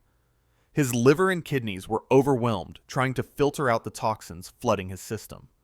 Every organ was suffering, every system was breaking down, and Peter was racing toward complete organ failure. There were moments of clarity when Peter seemed to understand what was happening to him. He'd look in the mirror and see the decay, see his own face transforming into something resembling a corpse, and feel genuine fear about what he was doing to himself. He'd touch the loose skin hanging from his arms and feel the reality of his physical deterioration. He'd cough up something dark and concerning and understand, on a visceral level, that his body was trying to tell him something important. But then the craving would hit again, that overwhelming need for nicotine that pushed aside every other consideration, and Peter would light another cigarette. The temporary relief was worth any long-term consequence. The immediate satisfaction mattered more than this abstract threat of future death. That's how addiction works, rewiring the brain's priority system so that feeding the addiction becomes more important than literally anything else, including survival. The episode eventually resolved with Peter quitting smoking through some combination of willpower and narrative necessity. His body somehow recovered from the advanced state of decay, bouncing back to normal in defiance of medical reality. The show moved on to other disasters, other crises, other ways for Peter to destroy himself. But the image lingered, the memory of Peter's body literally rotting while he was still alive and conscious. The visual of his skin sagging, his teeth browning, his face becoming skeletal as his body consumed itself from the inside out. The sound of that terrible cough, the rattling wheeze that suggested his lungs were more fluid than air. The smell of decay that surrounded him, warning everyone that something was fundamentally wrong with this person. Peter had faced many disasters, but few were as disturbing as watching his own physical form deteriorate in real time, seeing his flesh rebel against the poison he kept introducing, feeling his body break down system by system, while addiction drove him to continue the behavior that was killing him. It was a slow-motion suicide, a conscious choice made over and over to prioritize momentary relief over long-term survival. And the fact that Peter somehow recovered doesn't erase the horror of what his family witnessed during those weeks when their husband and father was visibly dying and couldn't or wouldn't stop the process. Peter Griffin's life is a catalog of disasters, but there's a particular category of catastrophe that stands apart from the rest. These are the times when Peter didn't just hurt himself through stupidity or recklessness. These are the moments when his actions destroyed other people's lives, when his thoughtlessness had consequences that couldn't be undone, when he had to live with the knowledge that someone else suffered because of him. The guilt from these incidents, when Peter actually allowed himself to feel it, cut deeper than any physical injury ever could. The incident that would eventually be referenced as Peter's Got Woods began with a feud that seemed petty and harmless at first. Peter and a man who appeared in public service announcements had some kind of dispute, the kind of pointless masculine conflict that Peter specialized in. Maybe it was about parking spaces, or loud music, or some other trivial neighborhood issue that reasonable people would resolve with a brief conversation. But Peter wasn't a reasonable person, and his grudges tended to escalate far beyond what the original offense warranted. Peter pursued this feud with the single-minded determination he usually reserved for much more important matters. He plotted revenge. He schemed ways to humiliate his enemy. He dedicated significant time and energy to making this man's life more difficult, all over whatever minor slight had originally triggered his anger. The feud consumed Peter's attention, became an obsession that he couldn't let go of, even when Lois and others suggested that maybe it was time to move on and let it drop. And then something went horribly wrong. The details of exactly what happened are less important than the outcome. Through some chain of events that Peter set in motion, through some scheme or prank or act of revenge that seemed clever at the time, the public service announcement man ended up dead. Not injured, not humiliated, dead, gone, ceased to exist. A human life ended because Peter Griffin couldn't let go of a petty grudge. The moment Peter realized what had happened must have been absolutely devastating. This wasn't like the plane crashes where everyone survived. This wasn't like his various fights where both parties walked away bruised but alive. This was permanent. This was irreversible. Peter had caused someone's death, and no amount of apologies or explanations or desperate wishes could bring that person back. Manslaughter, even unintentional manslaughter, carries a weight that's difficult to articulate. Peter hadn't meant to kill anyone. He just wanted to win a stupid feud, to prove he was right, to get revenge for some perceived slight. But intention doesn't matter to the person who's dead. It doesn't matter to their family. It doesn't matter to the universe. A person was alive, and then Peter's actions made them not alive, and that's a burden that should haunt someone forever. The guilt must have been crushing when it finally hit. Peter would lie awake at night thinking about the man's final moments. Did he know what was happening? Did he suffer? Did he have time to think about his family, his life, all the things he'd never get to do? Peter had stolen someone's future, had erased decades of potential experiences and relationships and moments, all because he couldn't control his temper over something meaningless. And what about the man's family? Somewhere, people were grieving. A spouse had lost a partner. Children had lost a father. Parents had lost a son. Friends had lost someone they cared about. All those relationships, all that love and history and connection, severed permanently because Peter Griffin was too proud and too stupid to walk away from a pointless conflict. Those people would never get closure. They'd never get justice. They'd just have a hole in their lives where this person used to be. Peter probably tried to rationalize it, tried to convince himself that it was an accident, that he couldn't have known, that it wasn't really his fault because he hadn't intended for anyone to die. But those rationalizations ring hollow when you're the person responsible. When you pulled the metaphorical trigger, even accidentally, you don't get to claim complete innocence. The death still happened. The cause and effect chain still leads back to you. You still have to live with what you've done. The fear of consequences would have been intense. Would the police investigate? Would they discover Peter's role in the death? Would he go to prison, spend years locked away, lose his family and his freedom? Even if he avoided legal consequences, could he live with himself knowing what he'd done? Could he look at Lois and the kids without thinking about how he'd destroyed another family? Could he function in daily life while carrying this terrible secret? But Peter being Peter, he probably managed to compartmentalize and move on faster than any normal person could. He pushed the guilt down, buried it beneath layers of denial and distraction, went back to his regular life and tried not to think about the man who was dead because of him. That's how Peter survives his various disasters, by refusing to truly process them, by moving forward without learning or growing or changing in any meaningful way. Yet even Peter's impressive capacity for denial was tested when James Woods entered his life and systematically stole his entire identity. This wasn't just someone impersonating Peter for a quick scam. This was complete identity theft, on a level that most people never experience.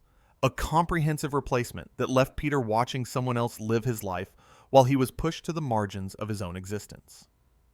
James Woods, the actor, decided for reasons that seemed to make sense only to him that he wanted to be Peter Griffin, not play Peter in a movie, not study Peter for a role, actually become Peter, to inhabit his life and take over his identity completely.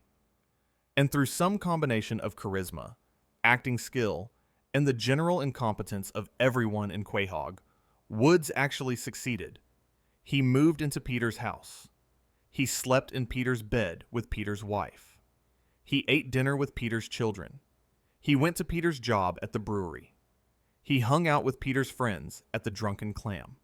He wore Peter's clothes, drove Peter's car, lived Peter's entire life, while Peter himself was forced to watch from outside like a ghost haunting his own existence. The psychological horror of this situation is difficult to overstate. Imagine watching someone else kiss your spouse. Imagine seeing your children laugh at another man's jokes, sit on another man's lap, call another man dad. Imagine your friends accepting this replacement without question, treating the imposter like he'd always been there. Imagine your entire social structure continuing to function perfectly well without the real you, as if you were entirely replaceable and no one could tell the difference. Peter tried to reclaim his life, tried to convince people that he was the real Peter Griffin and James Woods was an imposter. But Woods was better at being Peter than Peter was. He was more charming, more competent, more likable. He did Peter's job better than Peter ever had. He was a better husband to Lois, more attentive and romantic. He was a better father to the kids, actually spending time with them and showing interest in their lives.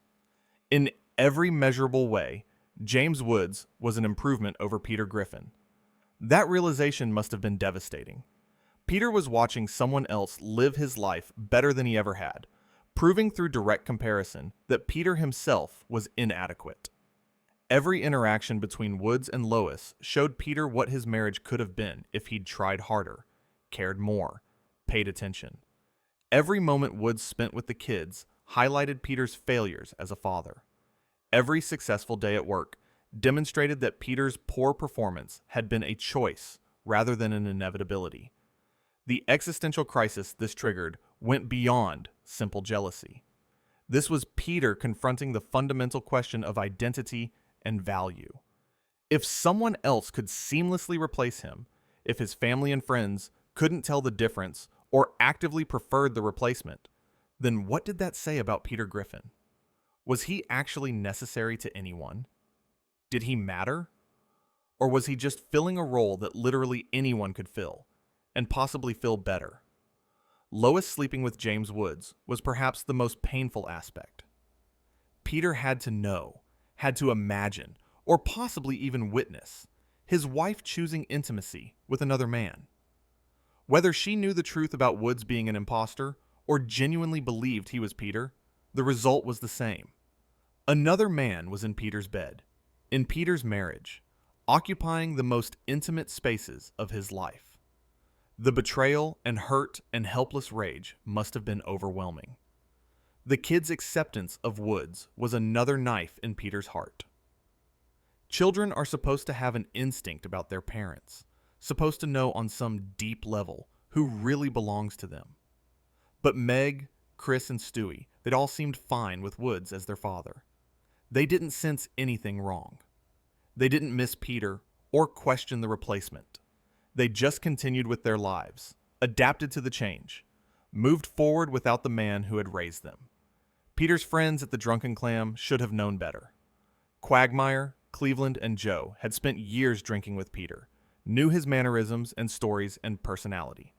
But they accepted Woods without significant question, treated him as one of the group, continued their rituals and routines with this substitute Peter. Either Woods was an incredibly skilled actor, or Peter's friends didn't actually know him as well as he thought they did. The social death that Peter experienced was in some ways worse than actual death. If he died, people would have mourned him, remembered him, acknowledged his existence. But this was different. This was being erased while still alive, watching the world continue without you, seeing proof that you were unnecessary and easily replaced. Peter was a ghost in his own life, invisible and irrelevant, witnessing his own obsolescence. When Peter finally managed to reclaim his identity and expose James Woods as an imposter, the damage had been done. He'd seen how easily he could be replaced. He'd watched his family function without him. He'd confronted evidence that maybe, possibly, everyone's lives were actually better, without Peter Griffin in them. That knowledge, once acquired, couldn't be forgotten or ignored. Both of these incidents, The accidental killing and the identity theft revealed something crucial about Peter's existence. His actions had consequences that extended beyond himself. He could destroy lives through carelessness and stupidity. He could be erased and replaced and barely missed. His presence in the world was simultaneously too impactful when it came to causing harm and not impactful enough when it came to mattering to the people around him. The guilt from the death should have changed Peter fundamentally. Taking a life, even accidentally, should make a person more cautious, more aware of consequences, more careful about how their actions affect others.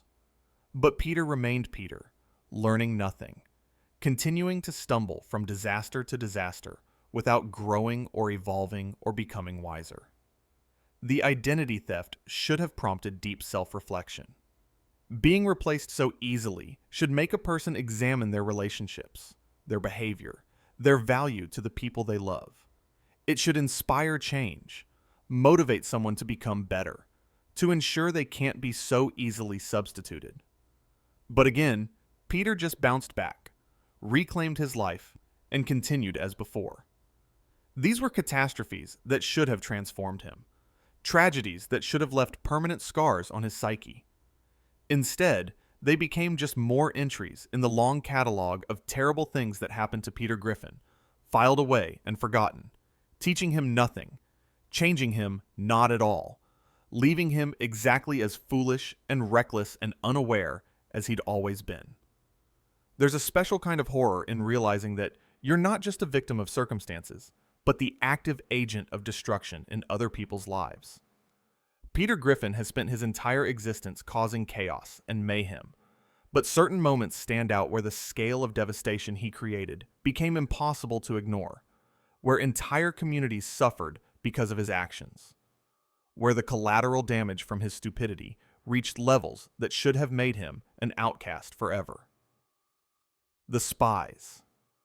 Reminiscent of Us incident demonstrated that Peter's capacity for destruction wasn't limited to individual victims or single families. When given the opportunity, when the circumstances aligned just wrong, Peter could bring down an entire town's economy, could make decisions that affected thousands of people, could transform prosperity into hardship through sheer thoughtless incompetence. The details of exactly how Peter managed to destroy Quahog's economy vary depending on which version of events you believe, but the outcome was undeniable. Businesses closed. People lost their jobs. The financial infrastructure that kept the town functioning collapsed under the weight of whatever catastrophic decision Peter had made. This wasn't like when he accidentally destroyed Cleveland's house, an incident that affected one family. This was systemic failure on a massive scale, the kind of economic disaster that reverberates through a community for years. Imagine being one of the Quahog residents whose life was upended by Peter's actions. You wake up one morning and go to your job, the job you've worked at for years, the job that pays your mortgage and puts food on your table and sends your kids to school. And that job is gone. The company is closing, or downsizing, or can't afford to keep you anymore because the entire economic ecosystem of the town has been poisoned by decisions that trace back to Peter Griffin. You can't pay your mortgage now. The bank sends threatening letters. You fall behind on bills. Your spouse looks at you with worry and fear, wondering how you're going to survive this, wondering what you did to deserve this sudden catastrophe. Your children ask why things are different, why you can't afford things you used to be able to afford, why there's so much tension in the house. And the answer, the real answer, is that some idiot you barely know made some decision without thinking about consequences, and now you're suffering for it. Multiply that story by hundreds or thousands. Every family in Quahog dealing with sudden economic hardship. Every business owner watching their livelihood evaporate. Every worker facing unemployment. Every child whose parents suddenly can't afford the things they used to provide. All of it traceable back to Peter Griffin's actions, to his inability to think beyond the immediate moment, to his complete lack of understanding about how systems work and how his decisions affect others. The social fabric of Quahog began to fray under the economic pressure. When people are desperate, when they're worried about survival, when they're watching their lives fall apart through no fault of their own, they look for someone to blame. And they found Peter. The entire town turned on him with justified rage, making him a pariah, the most hated person in Quahog, the man whose face symbolized their suffering. Peter couldn't go to the grocery store without people glaring at him. He couldn't walk down the street without hearing muttered curses. Former friends crossed to the other side of the road to avoid him. His neighbors, who had tolerated his antics for years, now looked at him with genuine hatred. The Drunken Clam became hostile territory. The brewery, if he still had a job there, became a place where co-workers blamed him for their reduced hours or laid off colleagues. The guilt, if Peter allowed himself to feel it, must have been immense. This wasn't an accident that affected one or two people. This was a disaster that touched every life in town. Every closed storefront was a monument to his failure. Every struggling family was evidence of his destructive impact.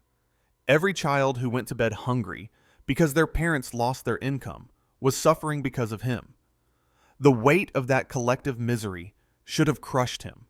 But the economic destruction of Quahog wasn't even Peter's most personal form of mass devastation. The real horror came in the repeated instances where Peter endangered the people closest to him, where his recklessness nearly killed his own family multiple times, where the people who should have been safest around him were actually in the most danger.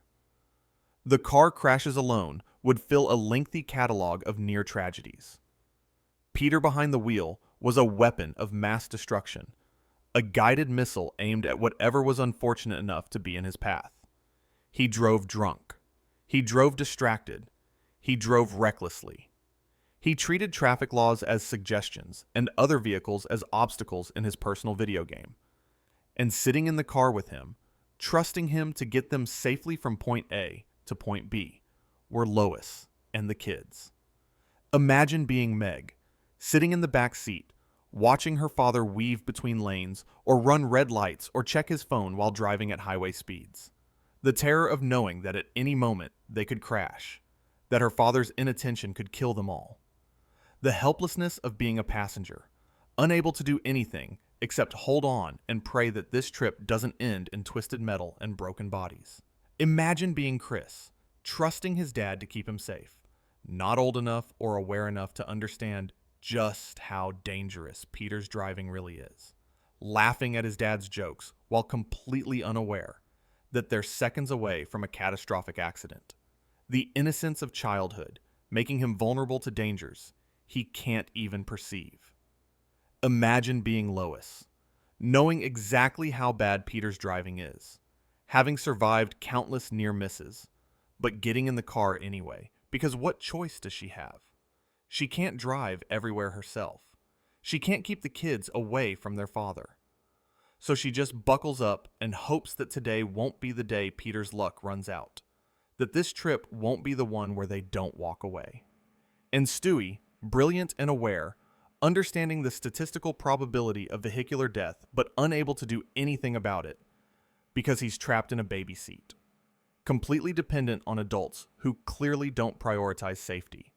The frustration of being intellectually superior to everyone around him, but physically helpless when his father decides to do something catastrophically stupid behind the wheel. The crashes, when they happened, were violent and terrifying. Metal crumpling, glass shattering, bodies thrown forward against seatbelts or airbags. The moment of impact when everything goes wrong at once and you understand on a visceral level that you're in a car accident, that you might be seriously hurt, that you might die. And then the aftermath, checking to see if everyone's okay, cataloging injuries, dealing with shock and fear and adrenaline. Some of these crashes were serious enough to send family members to the hospital. Broken bones, concussions, lacerations, internal injuries. Each time, the family had to confront the reality that Peter's carelessness could have killed them. Each time, they had to decide whether to trust him again, whether to get back in a car with him, whether the risk of riding with Peter was worth whatever destination they were trying to reach. But the car crashes were just one category of danger. Peter started fires through carelessness or stupidity, and his family was in the house when flames began consuming the structure they lived in. Smoke filled the rooms. Heat intensified. Escape routes became blocked. The fundamental safety of home evaporated, replaced by immediate mortal danger, all because Peter didn't think about what would happen when he did whatever idiotic thing he'd done. Lois had to evacuate children from a burning house, had to make sure everyone got out safely, while Peter either tried to fight the fire himself with complete incompetence or just panicked and made things worse.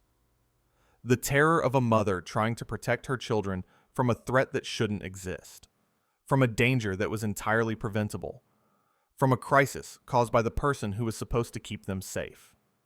The explosions were even worse. Whether through improper handling of volatile materials, or through schemes gone wrong, or through simple bad luck combined with Peter's presence, the Griffin household had experienced multiple explosions that could have killed everyone inside.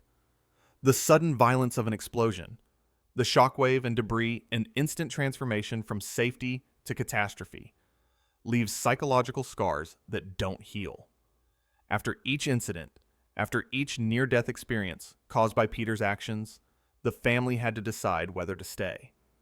Lois had to weigh her love for her husband against her responsibility to keep her children safe. How many times could Peter nearly kill them before she had to acknowledge that staying with him was irresponsible? How many close calls before the smart decision was to take the kids and leave, to remove them from the danger that Peter represented? But she stayed. They all stayed.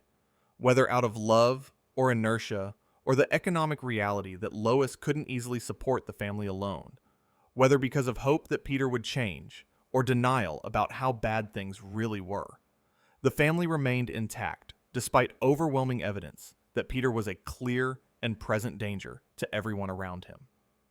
The psychological toll on the children must have been severe. Growing up in a home where your father regularly creates life-threatening situations, where safety is never guaranteed, where any day might be the day that dad's stupidity finally kills someone, that's trauma. That shapes how you see the world, how you assess risk, how you trust others. Meg. Chris and Stewie were all being raised in what amounted to a war zone, never knowing when the next crisis would hit. And through it all, Peter remained largely oblivious to the magnitude of what he was doing. He'd feel bad for a moment when he realized he'd endangered his family. He'd apologize. He'd promise to be more careful. And then he'd forget and do something equally dangerous because Peter Griffin doesn't learn from experience. He doesn't grow. He doesn't change. He just continues being the same destructive force, leaving a trail of near tragedies and actual disasters in his wake. The people of Quahog hated him for destroying their economy. His family should have feared him for repeatedly nearly killing them. But instead, everyone just accepted that this was who Peter was, that this was life with Peter Griffin, that the chaos and danger and constant threat of catastrophe were just the price of having him around. They normalized the abnormal, accepted the unacceptable, and continued living in the blast radius of a man who couldn't stop exploding. Peter had destroyed Quahog's economy and nearly killed his family multiple times, and both of these facts were just part of his history, just more entries in the catalog of terrible things Peter Griffin had done.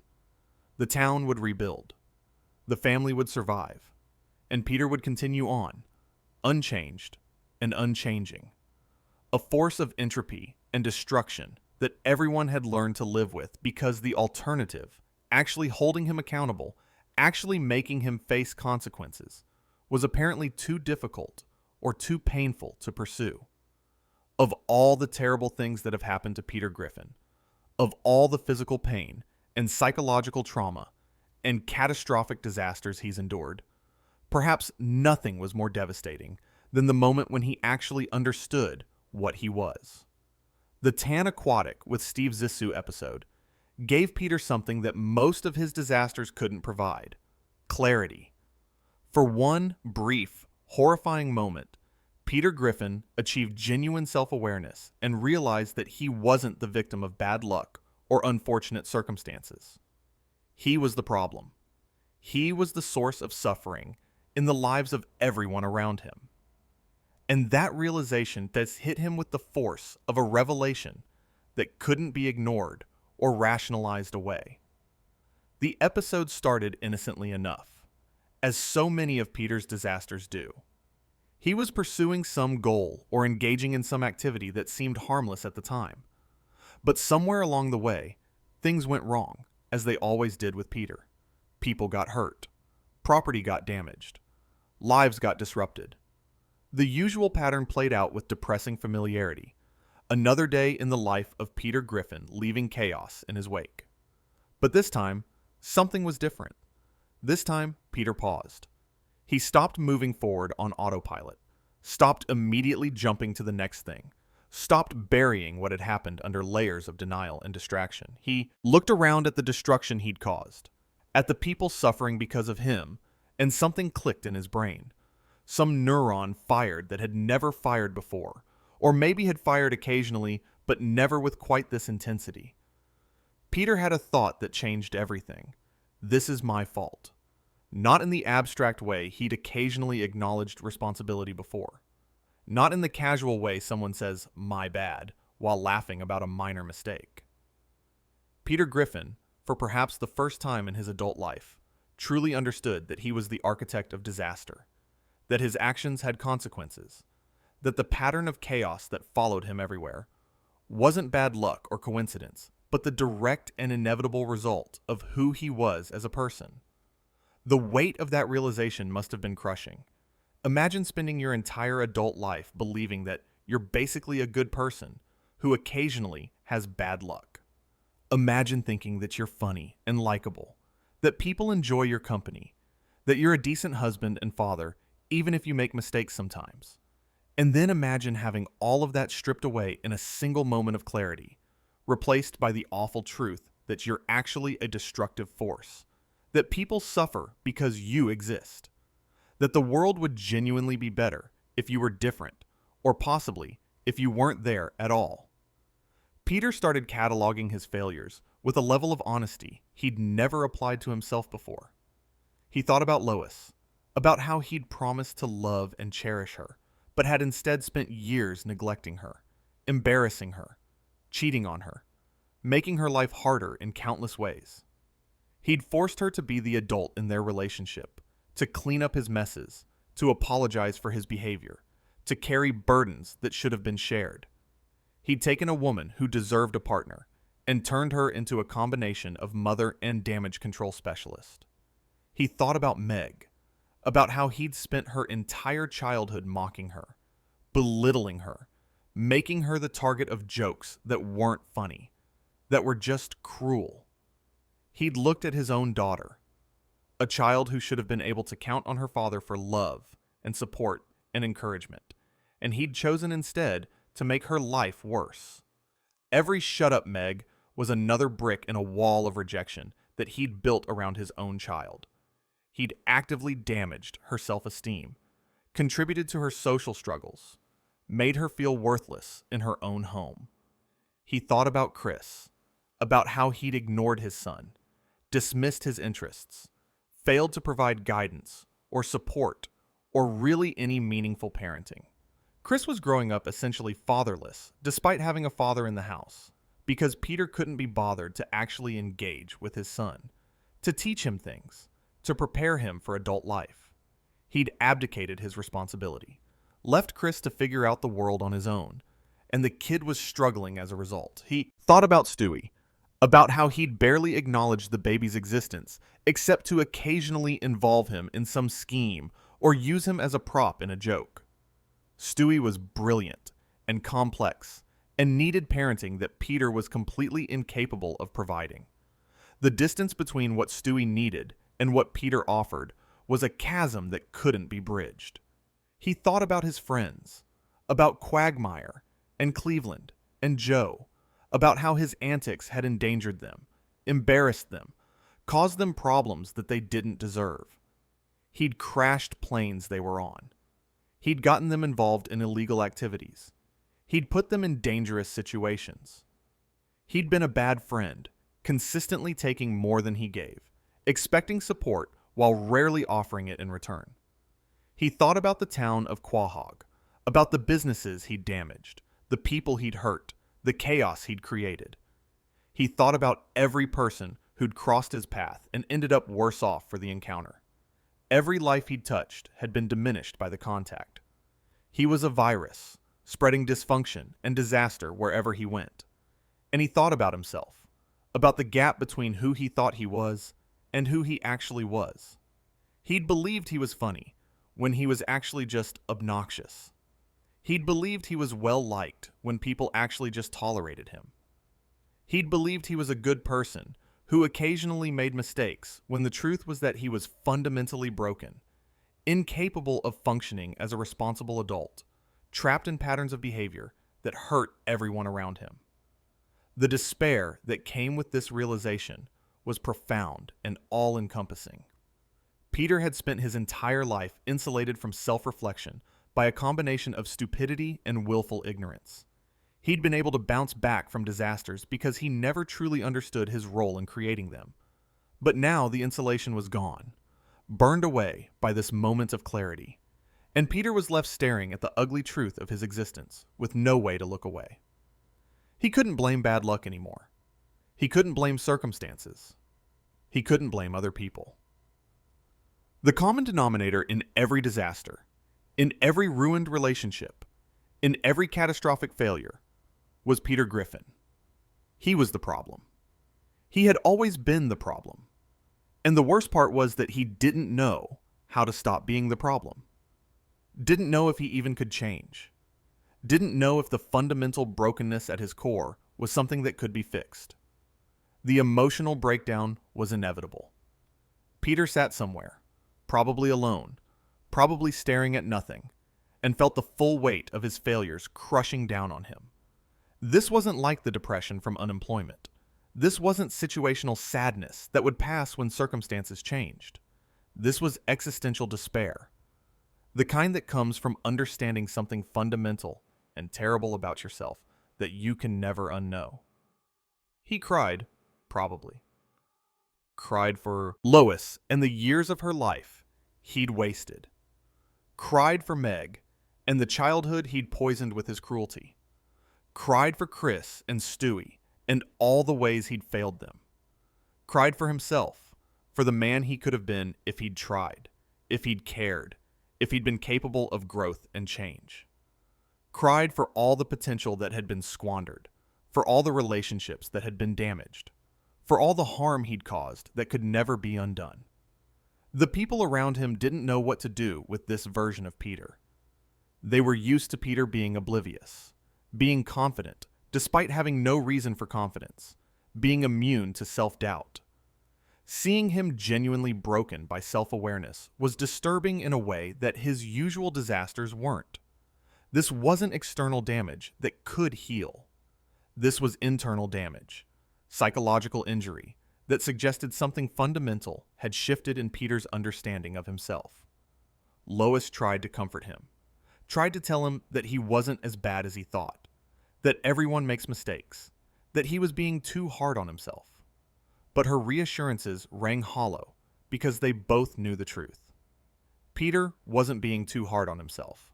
If anything, his self-assessment was too generous, still protecting him from the full magnitude of his failures. The reality was worse than even Peter's moment of clarity had revealed. His friends offered support in their own dysfunctional ways. But what could they say? They'd witnessed Peter's disasters firsthand. They'd been victims of his thoughtlessness. They couldn't honestly tell him he was wrong about himself because they knew he was right. The best they could do was try to convince him that his value as a person wasn't completely negated by his failures, that there were good moments too, that everyone was flawed, and Peter's flaws were just more visible and more destructive than most. The kids saw their father falling apart and didn't understand why. They'd seen him injured, seen him sick, seen him in various states of physical distress, but they'd never seen him like this, broken by understanding rather than by external force. Meg probably felt a complicated mix of vindication and concern, glad that Peter finally understood how badly he'd treated her, but worried about what his breakdown meant for the family. Chris was confused, not equipped to process his father's existential crisis. Stewie, being Stewie, probably understood better than anyone, but had his own complicated feelings about Peter that made offering comfort impossible. The crisis couldn't last forever. Family Guy isn't a show that deals in permanent character growth or lasting psychological change. Eventually, the moment of clarity faded. The self-awareness that had been so sharp and painful dulled back to something Peter could live with. The defense mechanisms that had protected him from understanding his own nature reasserted themselves, building new walls around the uncomfortable truths he'd glimpsed. Peter went back to being Peter. The despair lifted. The insight faded. The patterns of behavior that had caused so much damage resumed as if nothing had happened. He made jokes. He caused problems. He hurt people. He forgot, or chose to forget, what he'd learned about himself during that brief window of clarity. But you don't completely forget something like that. You can push it down, bury it, cover it with distractions and denials, but it never fully goes away. Somewhere in Peter's mind, in some corner, he tried not to look at too closely. The knowledge remained. He was the problem. He ruined things. People suffered because of him. That understanding lurked beneath the surface, ready to resurface during quiet moments, ready to poison his good moods with whispers of truth. Lois knew that Peter knew, even after he'd gone back to his normal behavior. She could see it sometimes in his eyes, a flash of awareness, a moment where he remembered what he'd realized and felt the weight of it before pushing it away again. It made their relationship even more complicated. She was living with someone who understood, on some level, that he was bad for her, but who chose to continue being bad for her anyway, because change was too hard, or too scary, or too fundamentally impossible. The kids would remember seeing their father broken by self-knowledge, even if they didn't fully understand what had happened.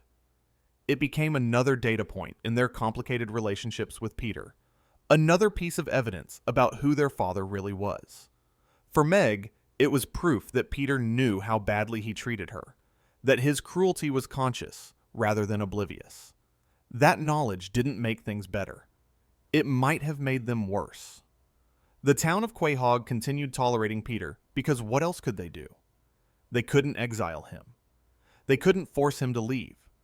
They just had to accept that Peter Griffin was part of their community, a destructive force they'd learned to work around. And his brief moment of self-awareness hadn't changed anything about the practical reality of living near him. And Peter himself carried the burden of knowing what he was, even as he tried to pretend he didn't know, even as he continued the behaviors that had led to the realization in the first place. He'd glimpsed the truth about himself, understood that he was fundamentally broken in ways that hurt everyone around him, and then he'd chosen to keep being that person anyway, because the alternative, actual change and growth and effort, was too difficult. That might be the most tragic thing about Peter Griffin. Not that he causes disasters, not that he hurts people, not that he's stupid and reckless and thoughtless, but that for one brief moment, he understood all of this. He saw himself clearly. He knew what he was and what he did to others, and it changed nothing. The awareness came and went, leaving Peter exactly as he'd always been, learning nothing, growing not at all, continuing to spread chaos and suffering because that's what Peter Griffin does, and apparently what he'll always do. The worst thing that happened to Peter wasn't any single disaster. It was that moment of understanding, that brief window of clarity where he saw the truth and couldn't deny it, where all his defenses failed and he had to confront the reality of his existence. And the tragedy is that the awareness didn't save him or anyone else. It just made him briefly miserable before fading away, leaving only the faint echo of truth that he'd spend the rest of his life trying not to hear. If you made it this far, and you're still not asleep, press subscribe.